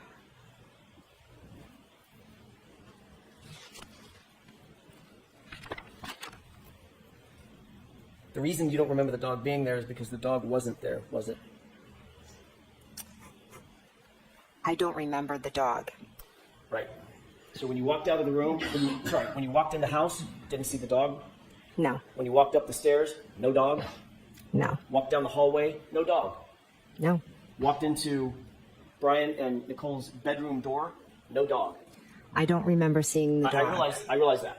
Dog or no dog? No dog. I don't remember seeing the dog. It doesn't mean it wasn't there or it was there. I just don't remember seeing it. Well, no dog came up to you and barked at you, correct? No, You didn't see or hear a dog whining or howling, did you? no, You didn't hear or see a dog scratching at the door? no. There's no sign of a dog at all in Brian and Nicole Albert's house at 6:41 a.m. when you walked into that house, correct? Or 6:40? I don't remember seeing the dog. And this was a 70-pound German Shepherd, correct? I don't know the weight of the Have you ever dog. heard a description given about that dog by Brian Albert? Anybody else? That dog was not good with strangers. I object. Did you know, as you said, you're very, very dear friends, and obviously dear friends with Brian Albert, relations with Nicole Albert, your sister. Are you aware that that dog was not good with strangers? Object. Do you know that? I don't. It wasn't good with other dogs is what I knew, so I could never bring my dog over there. That's all I know about the dog. Right. Had some aggression, correct? At least with other dogs. Possibly. Possibly with other dogs. Yeah. That's our next question. Thank you, Your Honor. If you could remind the jurors, in your memory, who was the last person to leave the house at 34 Fairview on the early morning hours of January 29th? I believe Caitlin left after us, my niece. Thank you. At some point, we've already talked a little bit about this. You said you looked out the front door glass. Was it a window or was the whole door glass? The whole door was glass, I believe.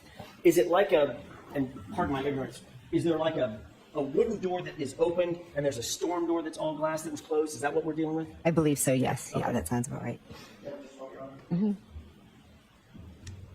Can we take one more glance? I'm going to back up for a quick second. Okay. Can we take one more glance at that exhibit 3 with the course commission? Okay. Thanks so much. May I approach? Yes. Forgot to ask you, and I apologize, Ms. McCabe. Thank One you. more point of reference. Can you please show the jurors where Brian and Nicole Albert's bedroom window is in that photograph? Sure, it's right there. Upper left window, uppermost left window, correct? Yes. Thank you. May I approach? Yes. Let me get back on track. You indicated that you looked out that storm door and saw Miss Reed's vehicle, her SUV, directly in front of you, correct? Yes. That was the first time you noted or clocked that SUV being there? First time, The sorry. first time you noted the SUV, in other words, that you visually saw it, it was directly in front of you. It was not back by the mailbox, correct? Correct. Did you still see the Jeep parked back by the mailbox? I looked out the window. I saw the car. I really didn't pay attention to details of other cars. I just looked and saw her car. When you first looked out that window and looked out the door and saw the SUV, what time was that? I don't remember off the top of my head. I'm sorry. Does the time 2:23 a.m. sound familiar? 2:23? I'm sorry, 12:23. My mistake. Again, I'm not sure. When you looked out the door, did you see any other vehicles at that time, other than the Jeep, other than Miss Reed's SUV? I believe I saw lights. Oh, sorry, lights like over here somewhere. If the Jeep's there and the car, is there. Okay, can you describe for the record what you did? The theirs don't come across on the record. Oh, so sorry. to your left, Yes. is Straight out would be Miss Reed's vehicle that I looked at. okay. I kind of looked at that. I remember my peripheral vision seeing lights over there to the left. Sorry. All right. So the way that you're describing this, and that's lights to a vehicle, correct? Yes. Matter of fact, you know what vehicle that is. I do, yes. What vehicle is it? Describe it to the jurors, please. It's Ryan Nagels. Ryan Nagel's what? Car, truck? I believe he has a truck. Okay. So what you're describing is you looked out the window, you saw Miss Reed's SUV directly in front of you. Right behind that, in line, was Brian Higgins' Jeep, and behind that was Ryan Nagel's truck. Is that right? I'm not sure where his truck lines up. I just remember seeing lights. I just quickly saw Miss Reed's car and went back into the room. I wasn't, I apologize, paying attention for like specific details about cars. At some point, you did become interested in exactly what time Ryan Nagel's truck arrived, correct? This is after the fact, well after the fact, months after the fact. Yes, I did. As a matter of fact, you took it upon yourself to ask Julie Nagel, Ryan's sister, to send you something, correct? Yes, I did. What did you ask her to send you? I ran into the two of them. I didn't ask you who you ran into, just what did you ask her to send you? Oh, okay, I'm sorry. A text message. A screenshot of a text message. Yes, a screenshot of a text message between Julie and Ryan Nagel. You knew at the time that Miss Nagel, very obviously, was a percipient witness in this case, correct? I believe so. It was very early on. Well, I mean, she was in the house. Yes, She was in the house when Miss Reed's vehicle appeared, correct? correct. She was in the house when you were looking at the vehicle.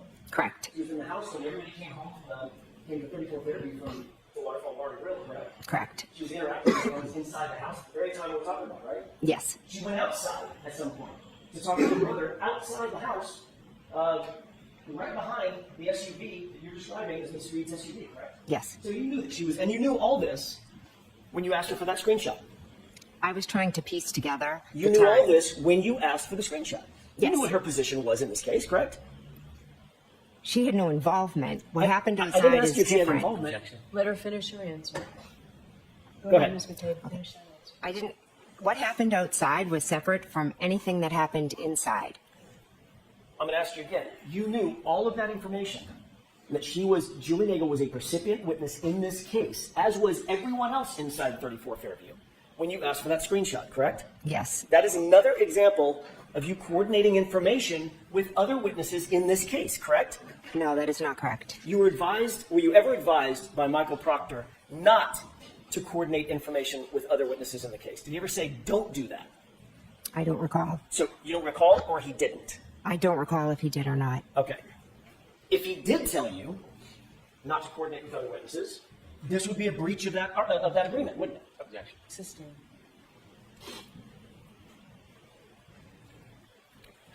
Indeed, once you got that screenshot, we'll talk about that in just a second. When you got the screenshot, did you ever share that with law enforcement? I'm not sure if I did or not. You never provided that to Michael Proctor or any other investigator, did you? I'm not sure if I did or not. As a matter of fact, Ms. McCabe, the only reason we know about that screenshot is because of the extraction on your phone. Is that right? If that's how you know about it, I'm not sure. You asked for that screenshot for your own personal use, for your own personal information, for your own personal coordination, correct, of what happened that night. What are you asking? There's three questions there.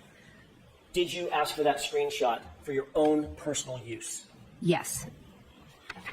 And indeed, you do know what time it was that you looked out and saw Ryan Nagel's truck, because the screenshot told you that, correct?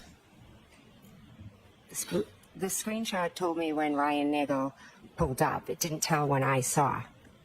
And what was the time when Ryan Nagel indicated that he pulled up? I'd have to look at the screenshot. 2:23 a.m., 12:23 a.m., sound right? If you have it and that's what it says, absolutely. Marion, take a look at that transcript, that call. You can read that to yourself and highlight it to yourself to be heard.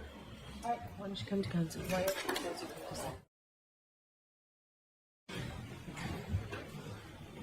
Yes. Thank you. May I approach? Yes. Thank Take a you. look at the highlighted portion and tell me if it refers to your recollection about anything we've been discussing.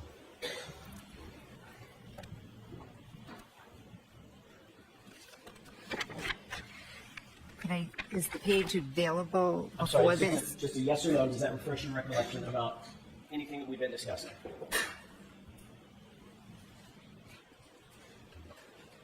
It's just what we've discussed. It doesn't really refresh.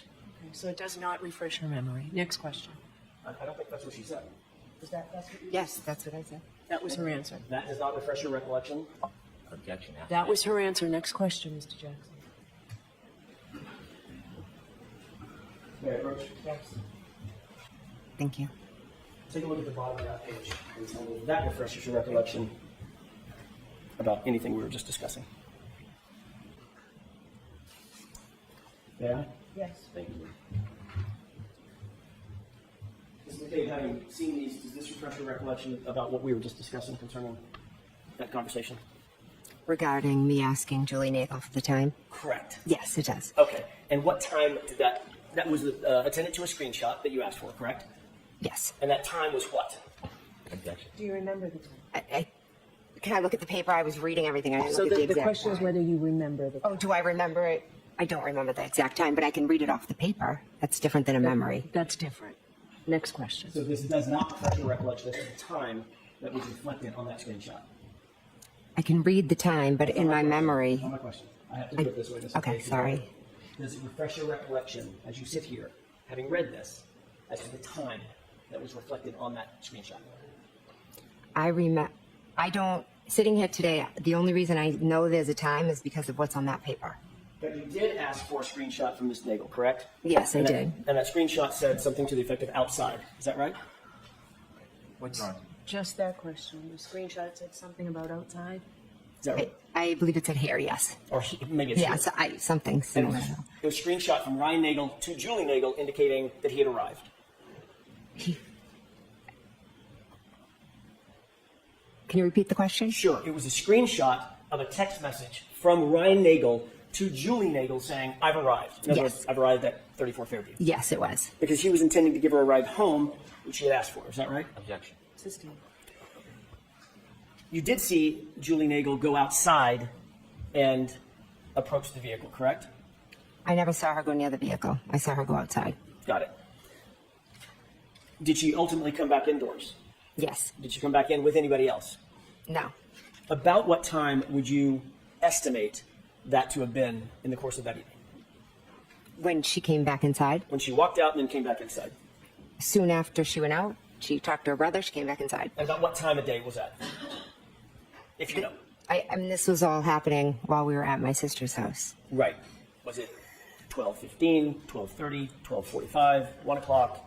Well, according to that paper, it would have had to That's been. not what I'm Not asking. according to the. Do you have an independent recollection of about, if not down to the minute, about what time that was? I could say I'd have to be. I wasn't looking at my watch that night, so it's very hard for me to give a time just off of my memory. I know what I've seen, but Okay. it's hard. You did see both Ryan Nagel's truck and Miss Reed's SUV in front of the house at the same time, correct? I saw his lights in my peripheral vision on the Right. left. But the lights are attached to what? The car, but it wasn't out front. Miss Reed's vehicle was out front. Right. When I say in front of 34 Fairview, we're going to talk about the spacing in just a second. I just meant out in front of the house. Yes, over to the side, correct? Okay. Yeah. And you're indicating that, and I want to be clear about this, as you're looking out that storm door window, going from right to left, it was Miss Reed's vehicle, correct? Yes. Then Higgins's Jeep. Is that right? His Jeep was in front of the mailbox. Then behind that, was there a space? And then Mr. Nagel's truck, or was the truck right behind the Jeep?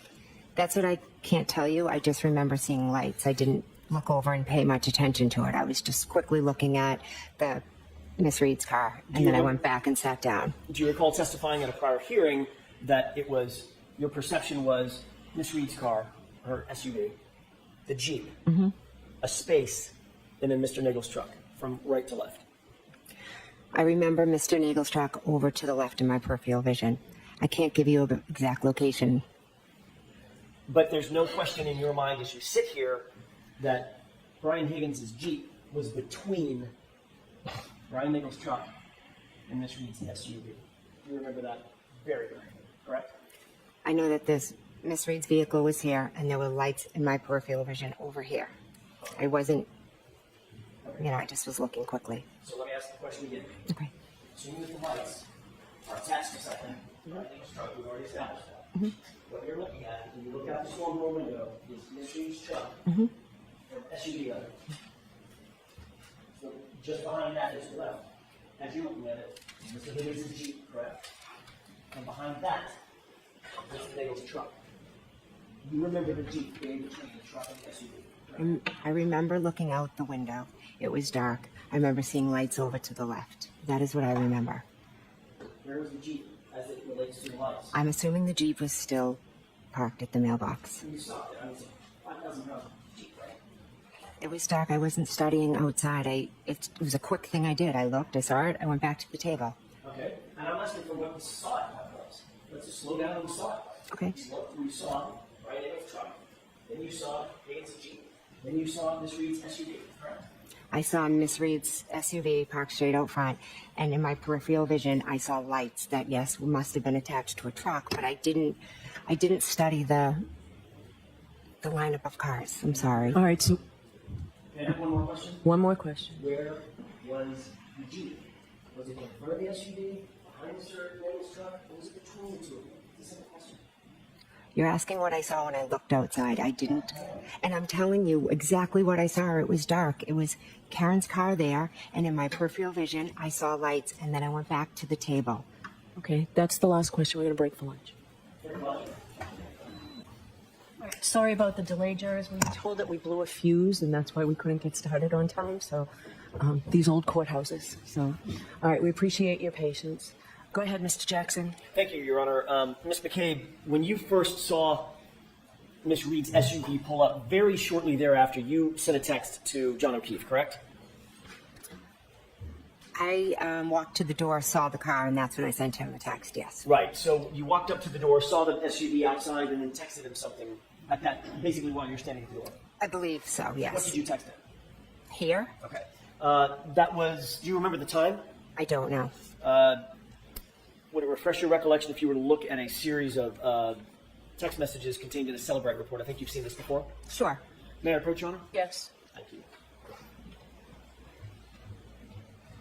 Let me ask one foundational question. Okay. before I give this to the witness. Ms. McCabe, I'm going to ask you about a series of text messages. It's not a memory contest in terms of the timing. I'm going to ask you about probably 5 or so. All of those purport to be contained in here. Do you remember the times of those 5 texts? I don't off the top of my head. Do you think it would refresh your recollection to look at all those in one fell swoop as you look at this document? So I don't have to go back and forth? Are these in evidence? This is not in evidence to my knowledge. Not yet. Would it help you to remember? Yeah. Okay, why don't you bring it to Ms. McCabe? Thank you. Thank you. Okay. Yes. May I approach? Yes. I'm not going to have to remember the exact times of all 5, am I? I'll help. Okay, thank you. Ms. McCabe, did you see a text on here that was consistent with your memory that you texted here? Yes. And was that at 12:14, I'm sorry, at 12:27 a.m.? I don't know if exactly. I'm assuming if it's on that paper. If I may have just one, Your Honor. Ms. McCabe, we're going to make it a little easier for you, okay? Thank you.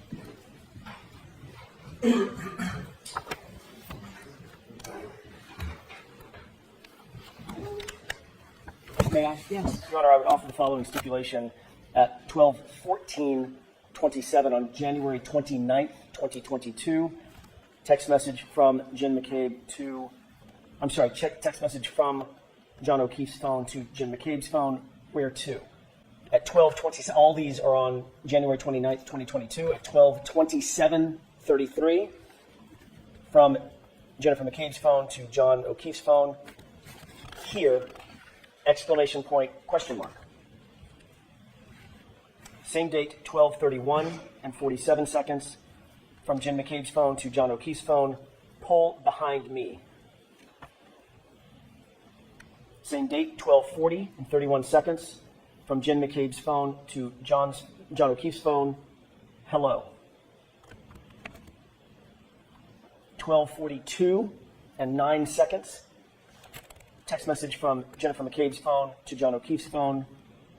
Where are the letter U? Okay, thank you. Finally, 12:45 and 53 seconds from Jen McCabe's phone to John O'Keefe's phone. Hello. I would offer the stipulation that those are correct times and dates and contents of the text messages between John O'Keefe's phone and Jennifer McCabe's phone on January 29, 2022. All right, and that's what you're agreeing to, Mr. Brennan? Yes, Your Honor, is contained in the Cellbrite report. Okay. All right, folks, so I told you yesterday about a stipulation when I talked about something in the front lawn. This is similar. So what you just heard, both lawyers agree that that's information contained in a Cellbrite report. Thank you, Your Honor. May I continue? Yes. At some point, you indicated that, and by the way, Ms. McCabe, at 12:27, it's now been stipulated to, you texted a single word, here, exclamation point, question mark, correct? Yes. Okay. You indicate that you saw the SUV move up after it was in front of the 34 Fairview residence. It moved up some number of feet, correct? The next time I looked, it was at a different location. Right. Now, you did not see the white Jeep move from the place that you originally saw it in front of the mailbox, correct? I never looked out at the white Jeep. But you never saw that move ever. No. As a matter of fact, Mr. Higgins, that Jeep was in the same spot while Mr. Higgins was inside the residence until he left, correct? That's what I would assume, yes. Okay. And you never saw him go out and move his car and come back in or anything like that? I never did, no. After you,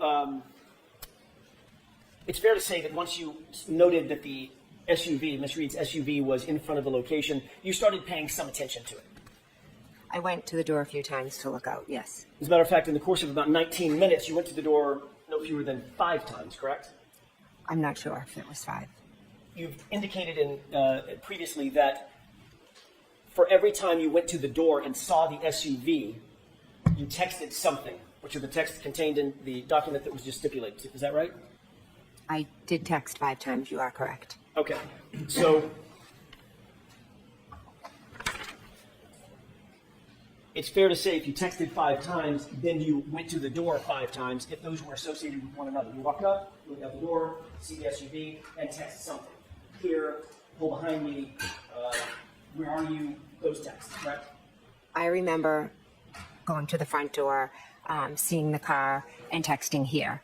When I went to the door the second time, the car had moved up towards the flagpole, and I texted, pull behind me, because I thought, did they not know where to park? Did they think they were at the wrong house?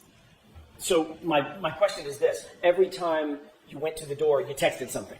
I'm not sure that I did, yes. Do you remember I'm not sure that I did, Do sorry. you remember a year ago testifying that every single time you texted, you indicated that you looked out at the SUV and saw something that prompted you to text something?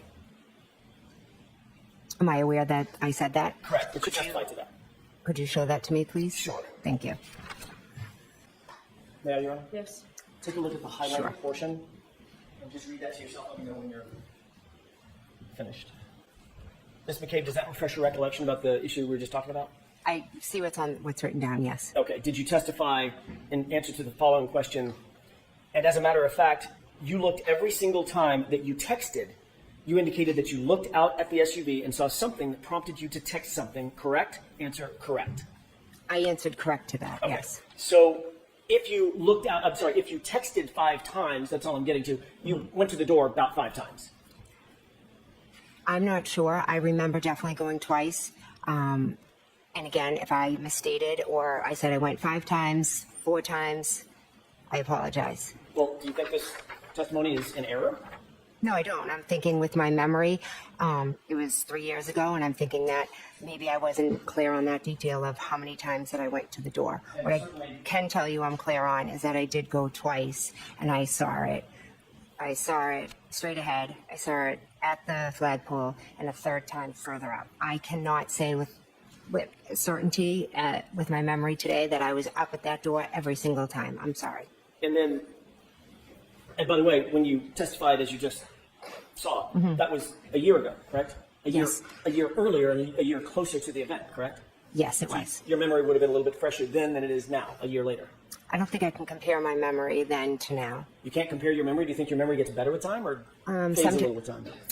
Well, some things, unfortunately, I think about every single day with this case, the trauma of Sure. it and what I experienced and went through.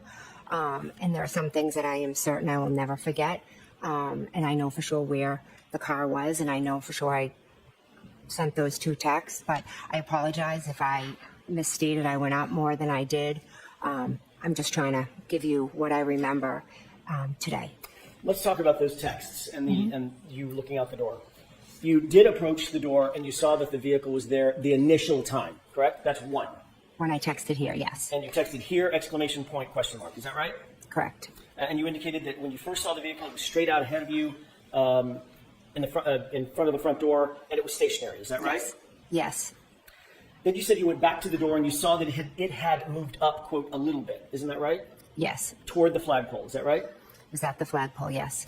And when you saw that it had moved up toward the flagpole, then you texted again at 12:40, which has been stipulated to hello. Is that right? When I saw it move up to the flagpole, I believe I texted pull behind me. When you went the second time, and by the way, it's my mistake. I got I jumped over one. It was 12:31:47, which we stipulated to pull behind me. That's when the SUV was up closer to the flagpole, correct? I believe so, yes. Then you went yet again at 12:40 and saw the SUV yet again and texted hello. It was the second hello. I'm not sure if that was when I texted hello. But you did see that the SUV had moved again. Yes. Now where was it? At first, it was straight ahead. Then it was at the flagpole, and then it was further up. Then at 12:42, 2 minutes later, you texted, where are you, correct? Yes. Okay. At that point, it was still up by the flagpole? No, I'm not saying that it was still outside. Where was it? I'm not sure where the vehicle was. At 12:45, you texted yet again, hello. Is that right? Yes, I did. You indicated you texted hello the last time you saw the vehicle. Is that right? I'm not saying that today, no. Well, did you say it previously? In my testimony, did I say that the last time I texted? Do you have that written that I could see? You just read it. Well, that was your question that you had read to me. I never came out and said that. Ms. McCabe, I asked you if you testified to that a year ago. That's our question. Did you testify to that a year ago that when you went, every single time you went to the door, you texted something because seeing the vehicle prompted you to text something to John? That's a summary of maybe the Did you testify to that a year ago? to what that when I went to the door. Yeah, different times that I went to the door, I did text. Yes. And then you testified as well that you went to the door a final time and saw that the SUV was gone. It had left, correct? Yes, at one point I did. And that was just a couple of minutes after your last text at 12:45. Is that right? I'm not sure of the time. Matter of fact, you've testified previously that it was around 12:50 that you last went to the door and noted that the car was completely gone. Is that right? I'm not sure of that. You're not sure of that? No, if you could show me, I'd appreciate it. At some point, did you note that the vehicle was gone? Let's get to that. Yes. Around what time was that? I do not know. 12:45, a little before, a little after? I'm not sure. I can't give a time. Would it refresh your recollection to look at how you testified to that particular time last year? Sure. May I? Yes. May I? Yes.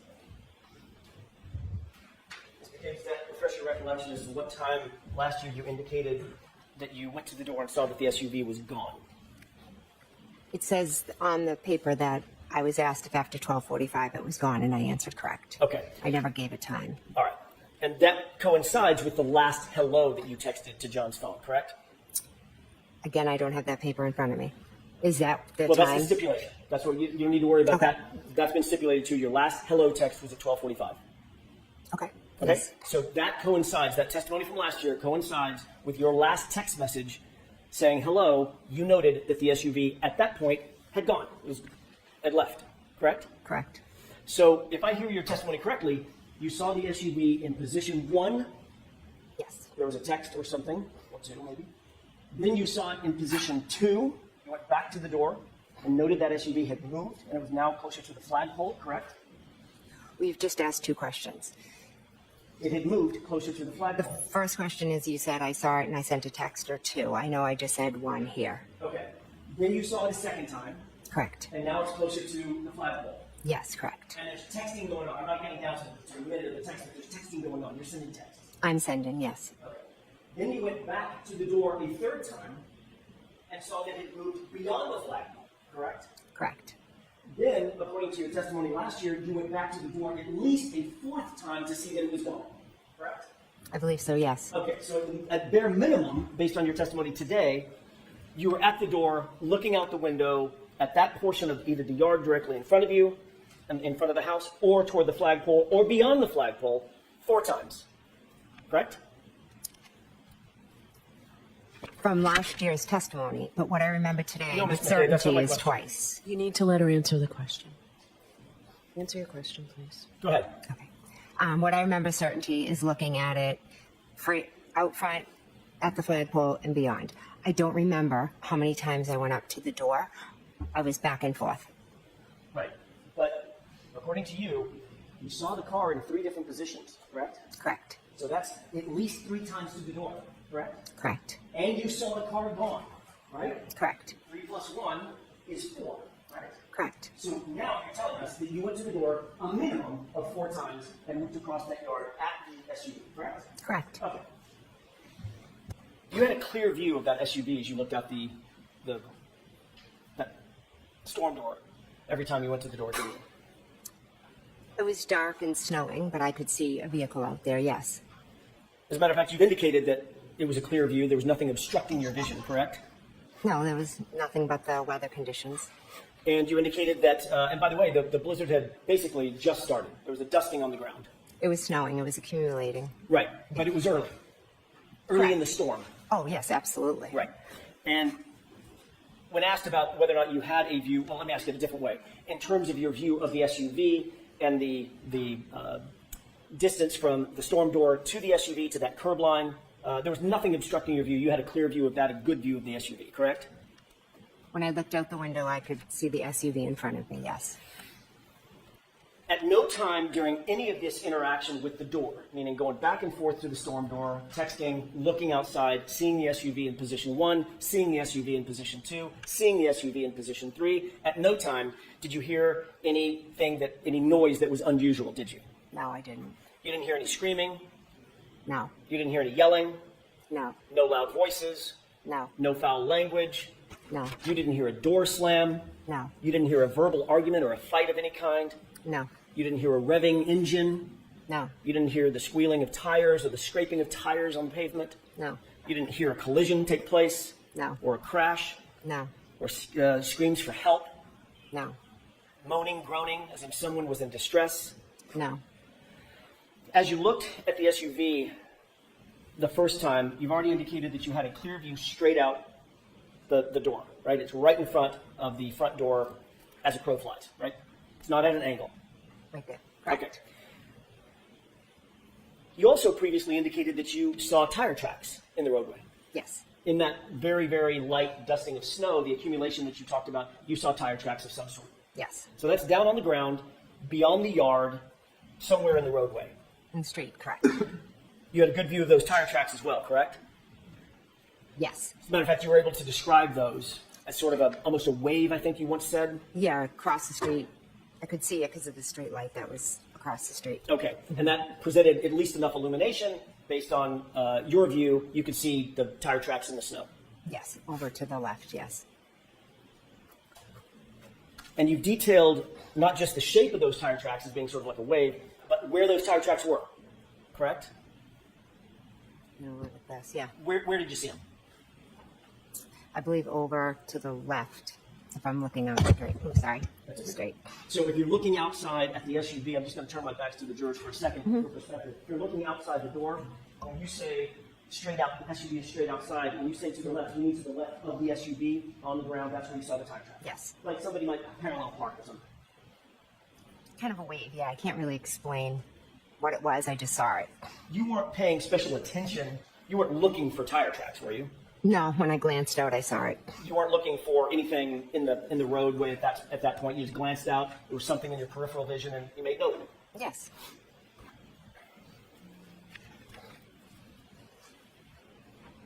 And the only thing between you and the SUV as you looked out was the lawn. Correct. There's no ditches or hills in that lawn. It's a flat lawn, correct? I wasn't looking at the ground. I was just kind of looking like I am at you right not my now, question. straight. You know that lawn. You've been to that house 100 times, 500 times. There's no ditches or berms or hills or mountains on that lawn. It's just a flat lawn, right? I guess you could categorize it as flat, yeah. Can we take a look? Can you take a look at that Sure. photograph for a quick second? Tell me if you recognize it. I do, yes. What do you recognize that as being? 34 Fairview. That's the same photograph with just a little modification on it that you saw a few minutes ago. Yes. Your Honor, I'd ask that you mark this identification. Okay. Permission to publish? Not for identification, no. I'm not going to read it as- Your Honor, if I may, if it's marked for identification, I wouldn't object to showing it. Okay. What's depicted in that photograph? 34 Fairview. Do you see the front door that you went in? I do, yes. Can you point it out for the jurors, please? Sure. Right there. Okay. The one with the brick steps leading up to it. Yes. Now, with this perspective, can you point out the side door? Sure. That looks like a screen door just to the right of the hedges. Yes. With that perspective, can you point out the garage door? Or that one. Sorry. That's just to the right of the window inside that recess of the home? Yes. Okay. And does that fairly and accurately depict the lawn as it was on January 28th, 29th, other than the fact that it's different weather? Right. The shape of the lawn? Yes. Okay, thanks. The first time you looked out over that lawn to the SUV, you did not see John O'Keefe, did you? No, I did not. He was not outside that SUV. No. He was not standing or sitting. Not that I saw. He certainly wasn't on the ground, was he? Not that I saw. The second time you looked out and saw the SUV, now the SUV is more toward the flagpole, correct? Yes. And you had a clear field of view between you standing at that door and the SUV. You already described that view, correct? I can see the SUV, correct. Correct. And you could see everything in front of the SUV as well, couldn't you? I just would go to the door and look at the SUV. I wasn't taking in all the surroundings of. Right. But just like you weren't taking in the surroundings, specifically looking for tire tracks, and you saw the SUV standing sitting right in front of you, you saw the through your peripheral vision, you know, the tire tracks. Yes, and that's lighted where around the SUV was very dark. I haven't asked you about lighting yet. We'll get to that.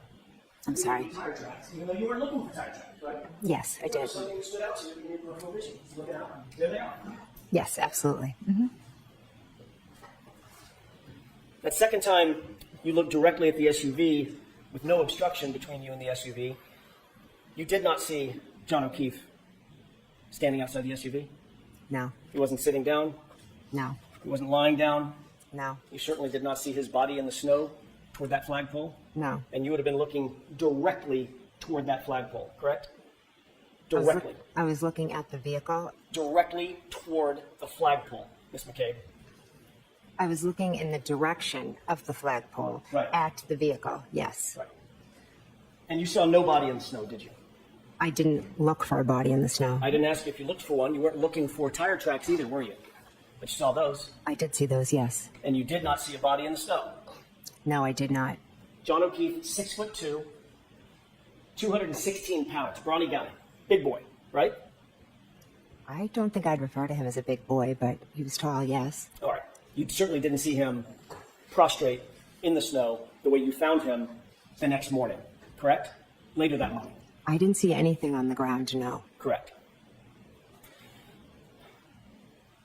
The third time you looked out toward that SUV, it's still in the direction of the flagpole, but a little further up, a little deeper to the right, correct?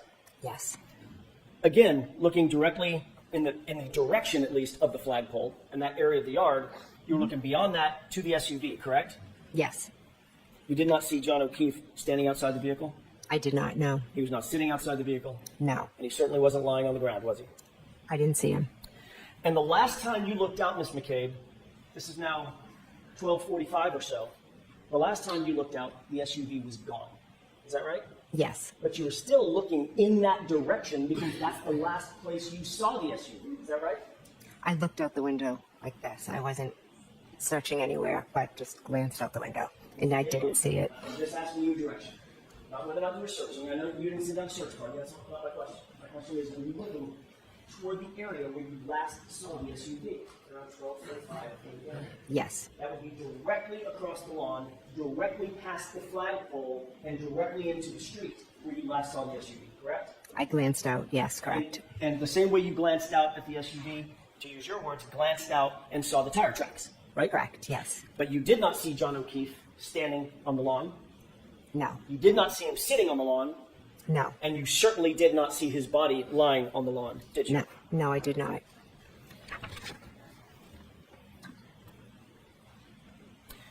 Ultimately, you left the location that night, the gathering at 34 Fairview. Is that right? You didn't spend the night there? No, I went home. About what time was it that you left the location?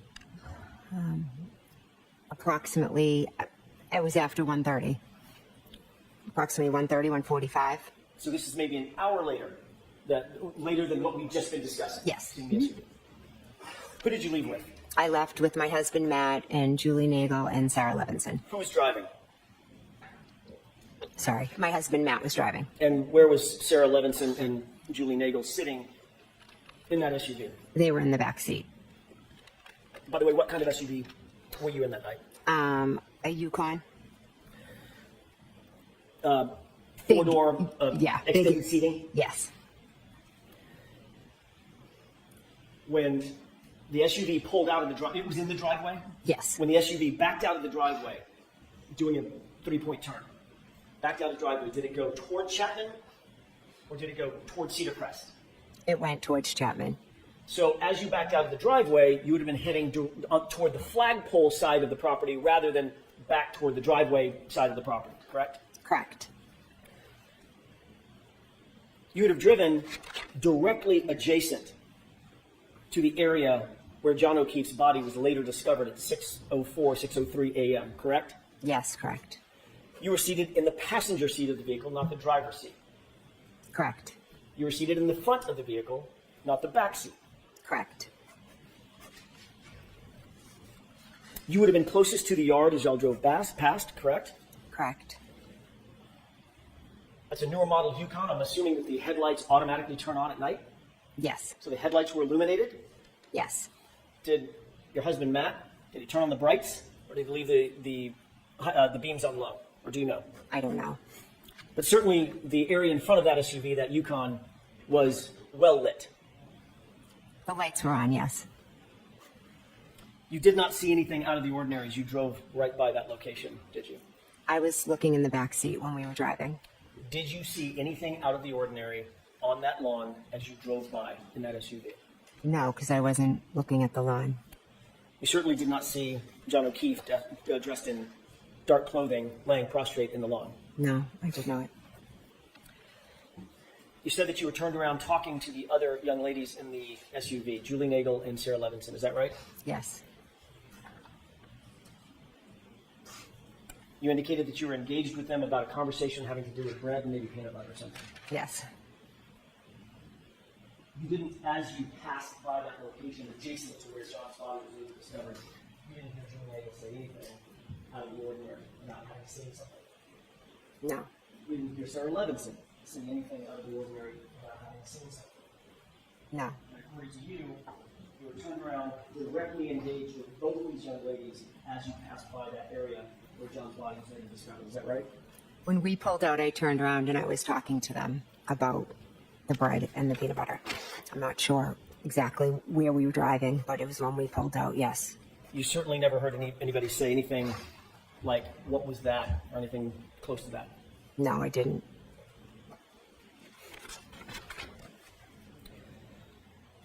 I'd like to turn your attention to your arrival back at 34 Fairview just after 6 a.m. the next morning.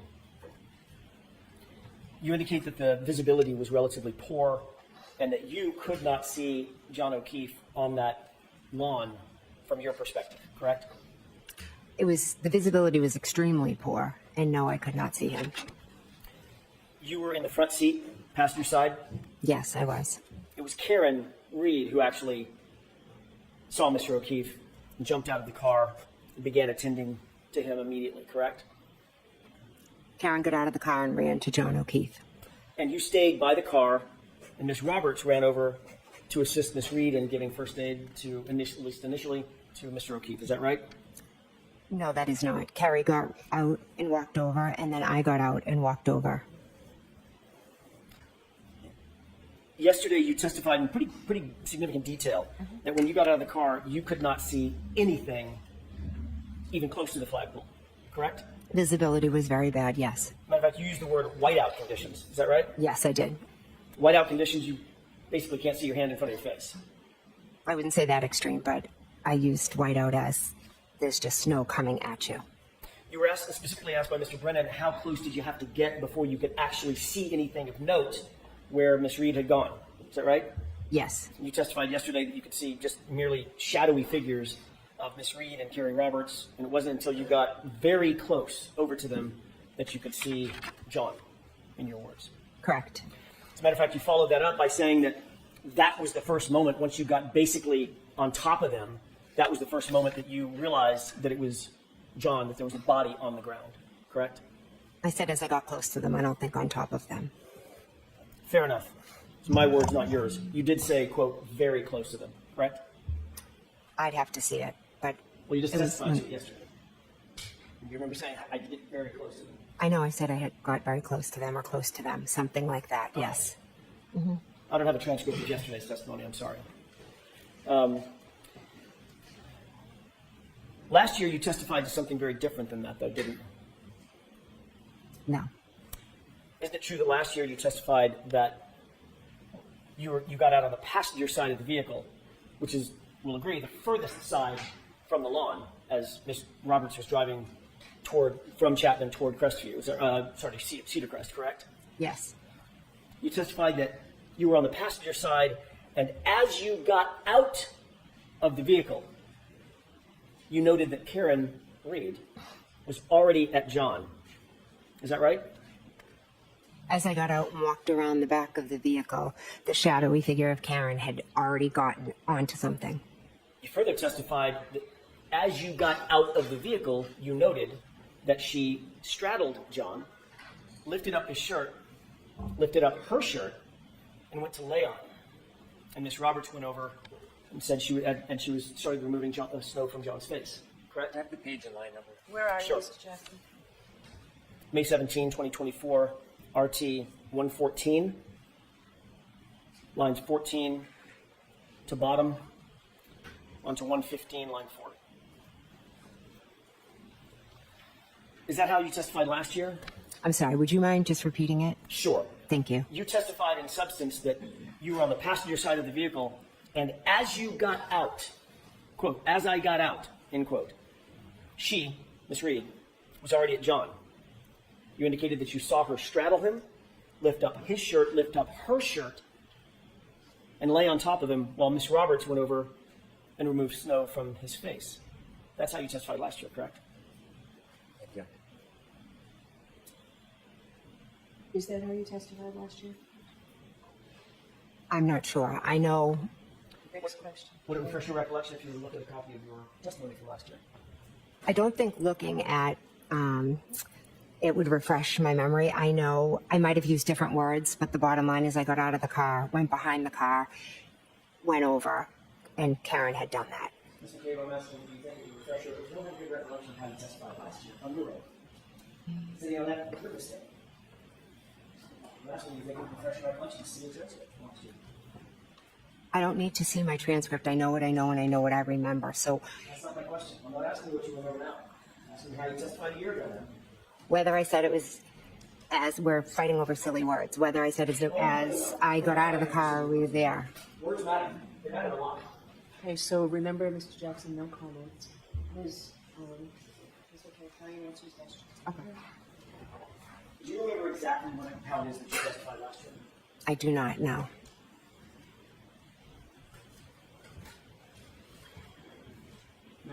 Yes.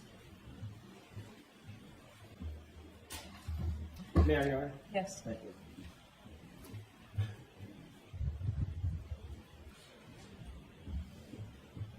Ms. McCabe, does that refresh your recollection as to how you testified in substance last year? I see what it says I said, but it's a little bit different than what you stated. Okay, then let's walk through that. did you indicate last year that as you got out of the vehicle, that's when you could see what Miss Reed was doing with John O'Keefe, down to the detail of pulling her shirt up and pulling his shirt up to try to go skin to skin? I object. Why don't I see it side by side? Wait, with Mr. Jackson's face. Ms. McCabe, is it true that you had the following colloquy last year on this subject? Answer, I was on the passenger side, so as I got out, she was already at John. Question, so she gets out and essentially makes a beeline over to where John was. Answer, correct. Question, and you're getting out of the passenger side, and by the time you come around the car, she's already there. Answer, yes. Question, and when she gets over there, what, if anything, could you see at that point? Answer, she straddles John and lifts up his shirt. And then she lifted up her shirt and went to lay on him. And Miss Roberts went over and she was removing the snow from his face. Is that how you testified last year? Yes, that's how I answered the questions. Okay. Clearly, you didn't indicate last year that it was whiteout conditions, you could see nothing of the kind, and you had to get, quote unquote, very close to it before you could see anything, correct? Objection. Sustained. It's the first word that's problematic, Mr. Jackson. Yesterday, you testified that it was whiteout conditions. You had to leave the car, walk all the way over and get, quote unquote, very close to John before you recognized that it was even a body. Is that right? Yes. But last year, you testified that you were still at the car when you noted the detail of Karen basically giving life-saving aid to John. You can see that clearly, all the way from the car. Objection. Is that what you said, Ms. McCabe? No. Is there a reason, Ms. McCabe, that you might wish to improve your testimony this year than last year, over last year, with regard to the distance that you could see Ms. Reed engaged with Mr. O'Keefe? No. Are you trying to suggest, or improve your testimony to suggest, that you had no idea that there was a body there and nobody reasonably could have even seen the body there as you drove up? Objection. Is that what you're trying to say, Ms. Reed? Ms. McCabe. Okay. Can you repeat the question, please? Not sure. I'm sorry. Are you trying to improve your testimony this year over last year to suggest that reasonably nobody could have seen who John was from the car? I'm not trying to improve my testimony, no. You claimed on direct examination today, as a matter of fact, that Miss Reed looked at you at the scene and said the phrase, I hit him, I hit him, I hit him. She said it 3 times, very distinctly, according to your testimony, correct? She did, yes. That was so impactful that it had the effect of putting you in some sort of shock and horror. Is that right? I was in shock the whole morning, but that statement definitely was a lot. And that's an incredibly memorable statement for you to have heard and now recount to us in this trial, correct? Correct. Something that you wouldn't easily forget or overlook. Is that right? Something I wouldn't. Something you would not easily Correct. forget or overlook. Is that right? Correct, yes. As a matter of fact, some might say it's the centerpiece of your testimony. Objection. Sustained. Ms. McCabe, you testified at a grand jury in April of 2022, did you not? I did, yes. Before you testified, you took an oath, very much like the oath that you took before you testified in this case, correct? Correct. You swore to tell the truth, the whole truth, and nothing but the truth, so help you God, correct? Correct. And that included the whole truth at the state grand jury, correct? Correct. That was only weeks, several weeks, but weeks after this incident, right? April 26th versus January 29th, 2022. Is that right? Correct, yes. Things were much fresher in your mind then than they are now. I wouldn't necessarily say that. Especially something as momentous as an admission from my client that she hit him. Would you agree? Would I agree that she said that? Would you agree that that would be fresh in your mind? Something as momentous as that. You wouldn't forget that. I'll never forget it. You wouldn't overlook that. I will never forget it. You would not overlook that either, would you, Ms. McCabe? I answer the questions I'm asked. Can you answer the question that I just asked? You're not answering my question. Would you overlook that? No. And the reason you wouldn't overlook it is because it was so impactful on you, having heard that. Not once, not twice, 3 times. I hit him, I hit him, I hit him. Is that right? Yes.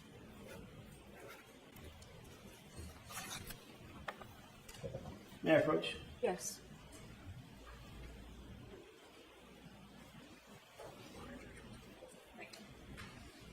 Thank you. Take a look at that document. Tell me if you recognize it.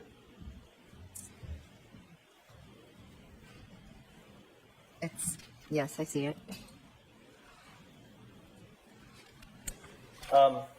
Is that a transcript of your entire testimony at the grand jury in April of 2022?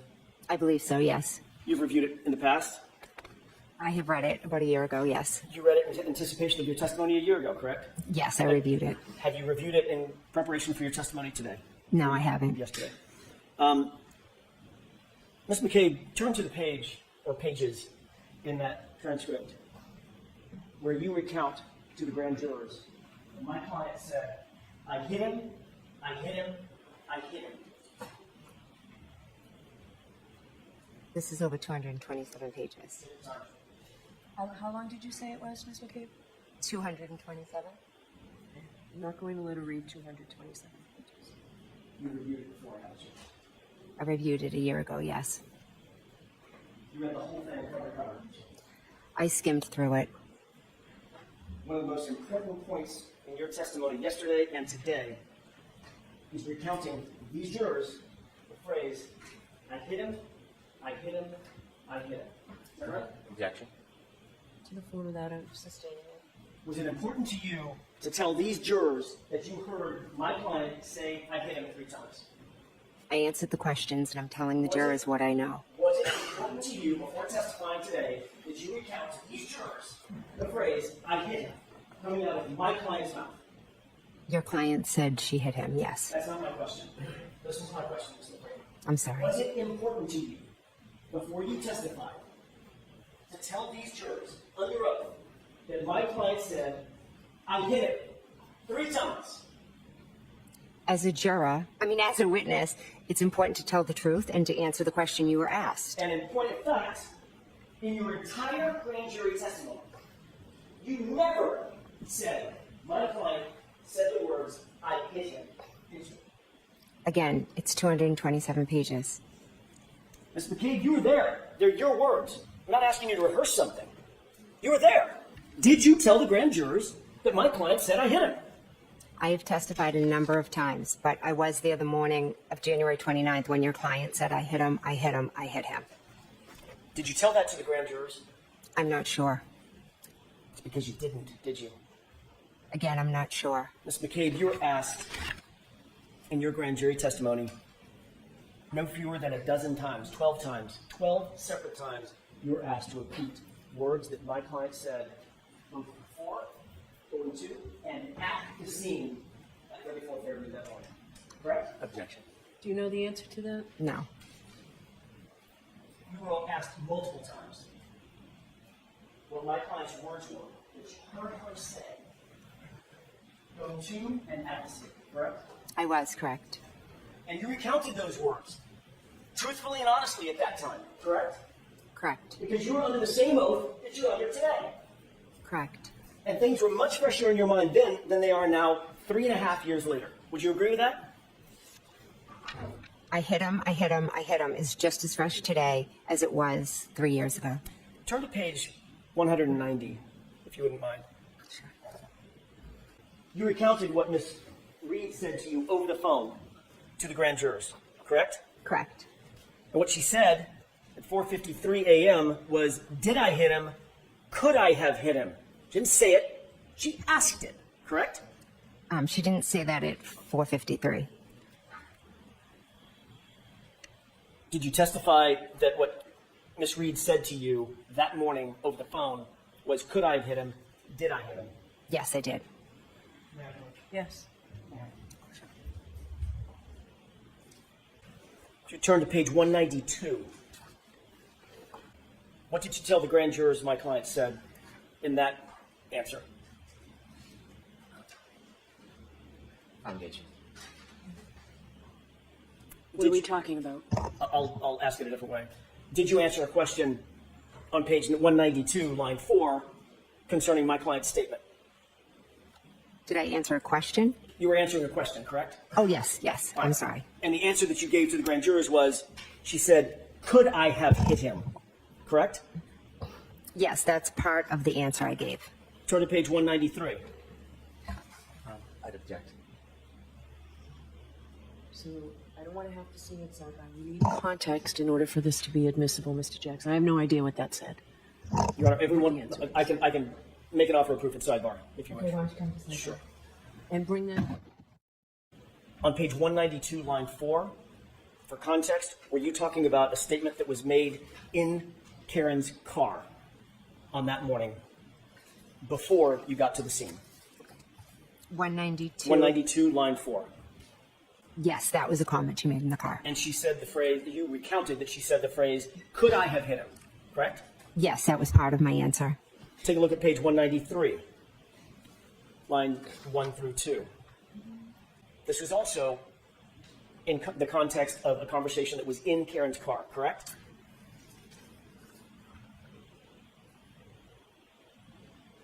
Yes. And the phrase that you attributed to my client was, could I have hit him? The question, correct? Yes. Page 193, line 23. In the context of being in John's driveway at One Meadows, Yes. and you attributed the statement, and she's asking if she could have hit him, correct? Yes, when she showed me her taillight.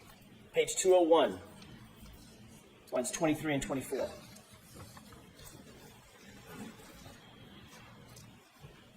This is driving to Fairview. She asked, what if I hit him? Could I have hit him? Correct?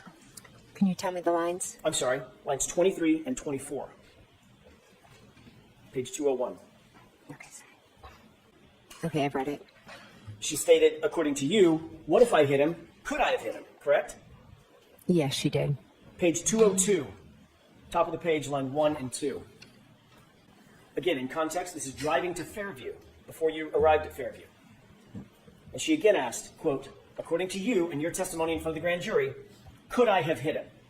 Correct? Yes, I see that here as part of my answer. Then turn to page 208, lines 24 and 25. For context, this is at the scene, outside Fairview. Yes. And you told those grand jurors under oath, she asked, did I hit him? Could I have hit him? Correct? Yes. On page 208, lines 24 and 208 and 209, going on to page 209, lines 1 through 3.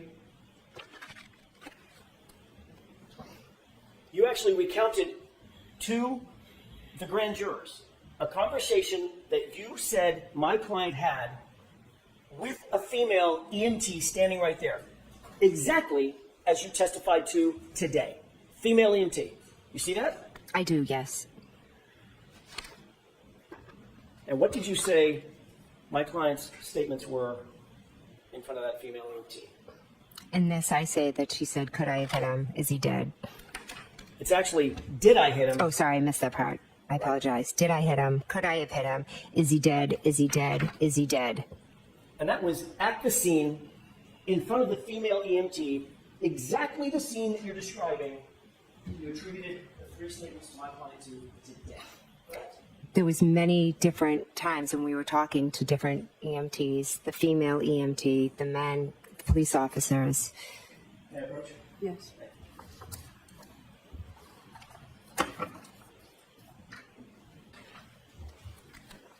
Ms. McCabe, your full statement at page 208, starting at lines 22 through 25, going on to page 209, down to line 4, was, quote, so there are different, police officers getting statements from us. And at one point I'm standing with Miss Reed and she's saying, did I hit him? Could I have hit him? And there was, I believe, an EMT, a female, standing right next to me, listening to her yelling, "Did I hit him? Could I have hit him? Is he dead? Is he dead? Is he dead?" It was pretty much nonstop. That was your testimony in front of the grand jurors, correct? Yes, it was. And that was April 26th, 2022, correct? Correct.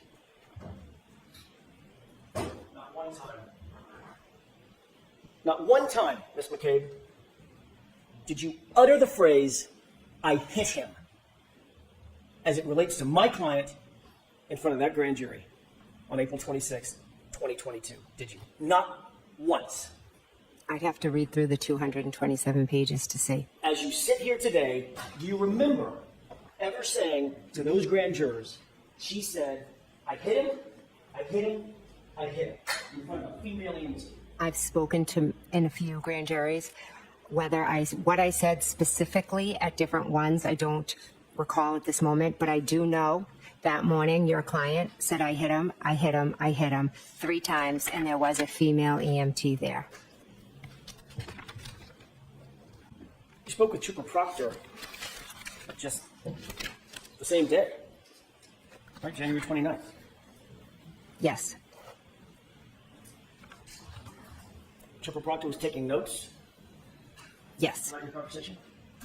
Yes, he was. Mhm. Read those notes, as a matter of fact. Some of them. I didn't review his notes. I think I've seen a report at one point or another. On that very day, January 29th, 2022, when you were asked to recount what happened at the scene, who was doing what and who said what, you never told Trooper Proctor that my client said, "I hit him," either, did you? Oh, I told him. Yes, I did. He just leave that out of his report? I'm not responsible for his report. No, you're not. But you have read his report. So again, no comments, Mr. Jackson. You have read his report, right? I have seen it before, yes. Yes.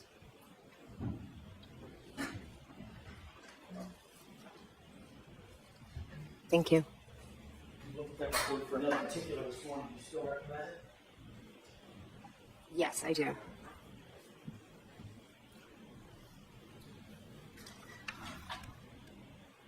Can you review that report, scan it, and let me know when you're done? Okay, is there something specific I should be looking for? I don't think you're going to find it, Ms. McCabe.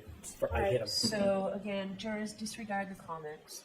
So it's question answer format only. My question is, do you see the phrase, "I hit him," as it's attributable to my client in that report?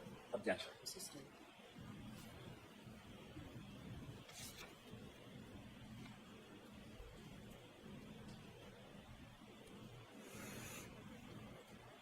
Do you recall telling Trooper Proctor that my client said, "I hit him, I hit him, I hit him"? Objection. Do you recall that? Yes, I told him. He was taking notes at the time. He was taking notes, correct? Those notes ended up being memorialized in a formal report. I'm assuming he, The report that's over. We object. Assistant. Does that appear to be a report of the January 29th, 11:35 or so a.m. interview that you did with Trooper Proctor? yes, it does. You said you reviewed that report in the past, Yes, in the past. and you're aware of no place in that report does the phrase "I hit him" show up. Right. Objection. Assistant. May I approach? Yes. I want to draw your attention to the very early morning hours of January 29th, around 4:53 a.m. when you indicated you received that phone call from Kaylee's phone. Do you have that time and date in mind? Yes, I do. My client told you that John had not come home, correct? Yes. And you knew that Miss Reed at that point was awake and looking for John. I didn't know what, I just knew that she was awake and screaming. Right, because she was worried about where John was. Objection. Assistant. You've been asked who you communicated with first thing that morning after you received that first call from Miss Reed, is that right? Yes. You were asked by Trooper Prince in her formal interview. Trooper Prince interviewed you on February 1st, about 3 days after the incident, correct? I met with a lot. I don't really remember specific days. Do you remember a female trooper Yes, I do, actually. in your house? Yes. I should say at your house? Yes. That was around 3 days after the incident. Was it Tuesday, maybe. Yeah, I don't know. I wasn't there. I think so. Yes, if Okay. it's the one I'm thinking. You were also asked at the same grand jury who you communicated with on the morning of January 29th. Okay. You remember that? Not specifically. Would it refresh your recollection if we were to take a look at that, a specific page of that grand jury transcript? Sure. All right, whenever you're ready, Mr. Jackson. Thank you, Your Honor. Ms. McCabe, I want to draw your attention back to the morning, later in the morning, after you're back at 34 Fairview, after the police have already cleared the scene, and you're back with your friends and family inside the home at 34 Fairview. We've already talked about the fact that the witnesses were not sequestered in any way, they were not separated in any way by the police. Is that right? We were just sitting together with friends Right. and family. So yeah, no. Everybody was free, all the friends and family that were in there were free to talk amongst themselves, which you did do, correct? Yes. All right. Everybody had the opportunity to say their piece and to listen to others say their piece as well.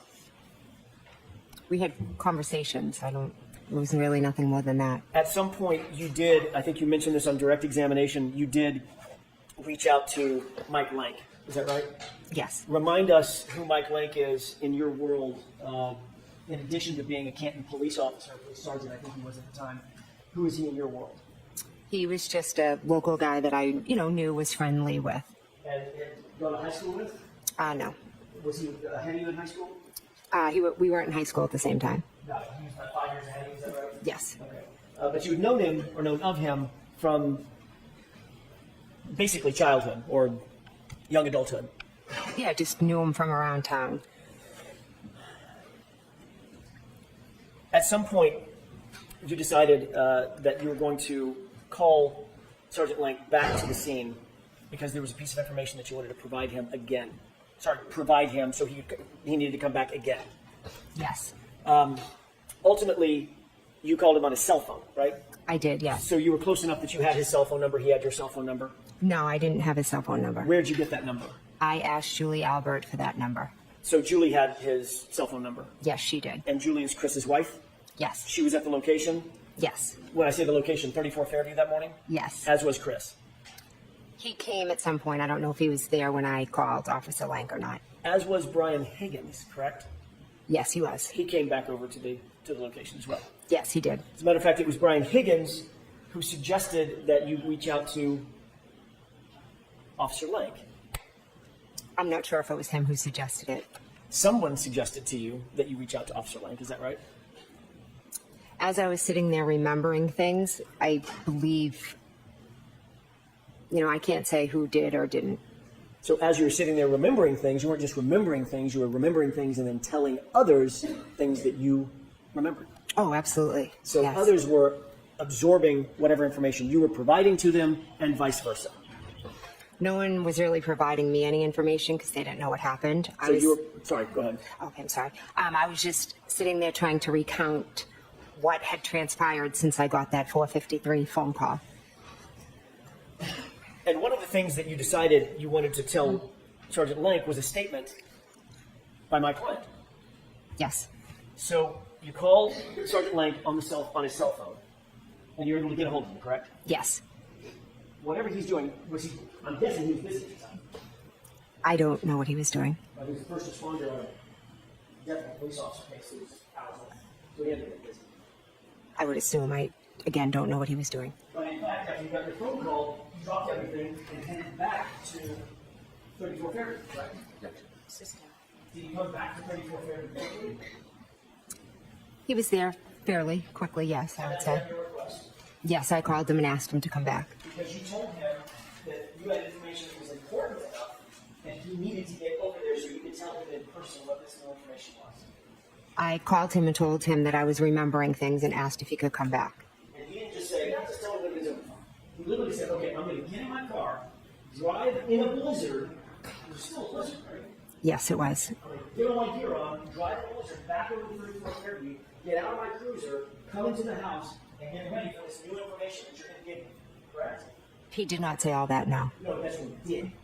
I have no idea what he did. I called him and then he came. Well, That's. he came over his car, right? I would assume so, yes. So he had his car, drive over a blizzard, get out of the car, walk through the blizzard, go to the front door, and get ready for this new meeting that he's going to have, correct? Yes, that seems like steps one would take. And whatever it was that you wanted to tell him, you let him know it was important enough to have a special additional meeting. It wasn't something that you were just going to sit on. You wanted to give him this information immediately without hesitation, correct? He said if I remembered anything to give him a call, so I did. So when he came back over, he obviously had a notepad and a pen in his hand, correct? I believe he was taking notes. And you told him, you testified this morning that what you told him was Karen Read said, I hit him, I hit him, I hit him, right? Correct. But when he wrote this report, you said, she said, I hope I didn't hit him. Correct? I don't have his report in front of me. Yep. Thank you. You're welcome. If you could turn to the orange tab.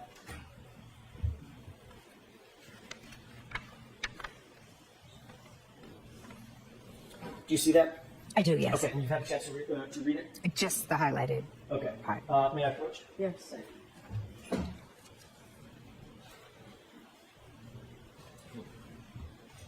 In fact, what you told Officer Lank was something to the effect of, I hope I didn't hit him. Correct? Incorrect. I told him that she said I hit him.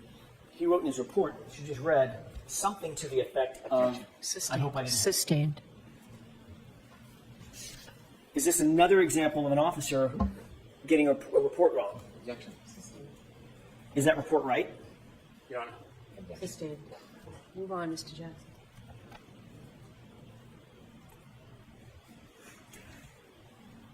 I hope I didn't hit him, or something to the effect of, I hope I didn't hit him. Sounds an awful lot like, could I hit him? Could I hit him? Did you hear that? It does sound similar, yeah. You testified yesterday that during that first phone call, that first phone conversation with Ms. Reed at 4:53 a.m., she told you, according to your testimony, that in that phone call, in that very first phone call, Ms. Reed said she had gotten into a fight, her taillight was cracked, and she asked, could I have hit him or did I hit him? Correct? Incorrect. Tell me where I'm wrong. The first phone call, she had said we got into a fight and he didn't come home and I left him at the waterfall. In the second phone call, once I told her that I saw her outside of my sister's house on Fairview, that is when she said, could she have hit him, and talked about her taillight. So, 2 hours after Ms. Reed found John O'Keefe and began giving him CPR, you were interviewed by Sergeant Sean Good, correct? Objection. Ask the question differently, Mr. Jackson. 2 hours after Ms. Reed found Mr. O'Keefe, about 2 hours later, say 8 o'clock, 8:30 in the morning, after the scene was cleared, you were interviewed by Sean Good, were you not? Objection. Sustained. May we approach, Your Honor? Yes.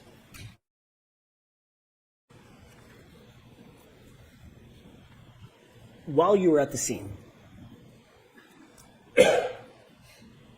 after Ms. Reed had been giving CPR,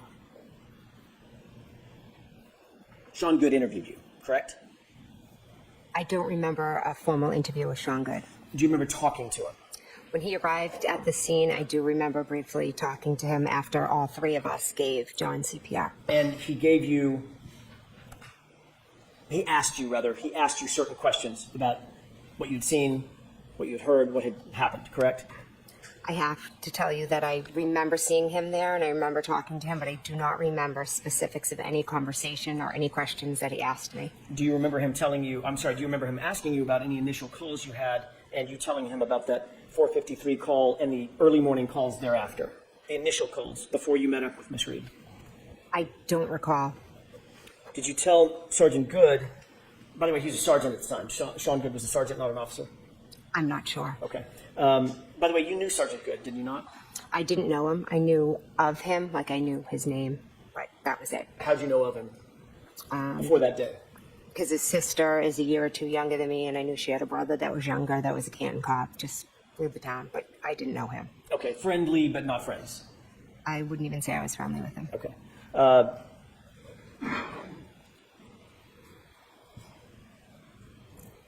You actually told Sergeant Good at the time, when he asked about those first phone calls, that when Miss Reed called you, she was inquiring about John's whereabouts, correct?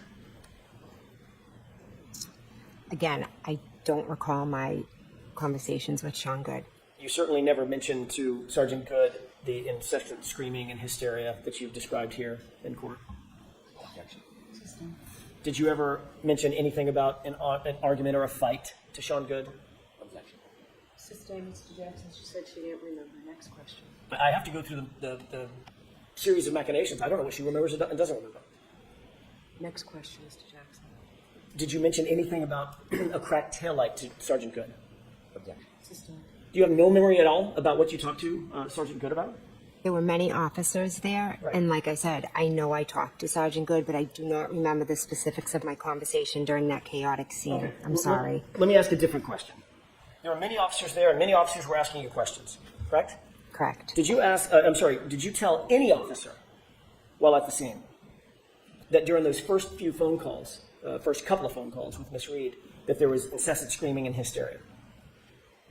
Again, there were many officers asking me questions. Most of them were regarding who John was, if he had medical issues or concerns, things like that. Right. It was a chaotic scene. I don't remember any specific questions about phone calls. I apologize. But you did tell at least one officer about the initial phone call that you received indicating that John may be missing, correct?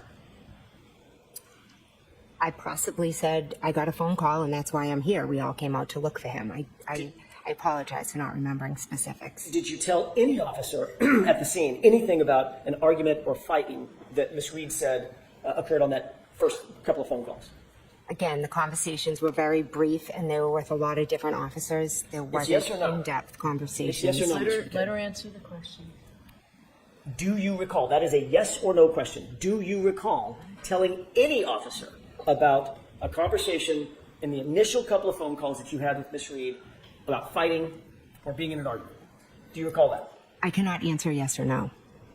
Well, you either do or you don't. If you don't, I said just say there you was don't. many different conversations. I am not sure. So you don't recall. I'm not sure on specific conversations about that. I apologize. Is there a reason why you're not telling us that you simply don't recall making that statement? Sustained. Do you recall telling any officer about a cracked taillight that came up in one of those first two phone calls? At the scene, At the scene. again, I think all the conversations were about what was happening in the present time. And literally, this was a couple of hours after this incident, correct? When everything was freshest in your mind. These conversations were at the scene when Miss Reed was running around screaming. Were you also interviewed by Officer Mullaney? Again, there were many officers there that I spoke to. Ms. McCabe, do you understand my question? Did you understand the last question I asked? If I spoke to an officer, Mullaney? Again, I could have. I am not sure. I don't remember every officer. It was a chaotic scene. I had just found my friend on the ground. So the answer is, I don't remember. I don't remember speaking to him. No, sorry.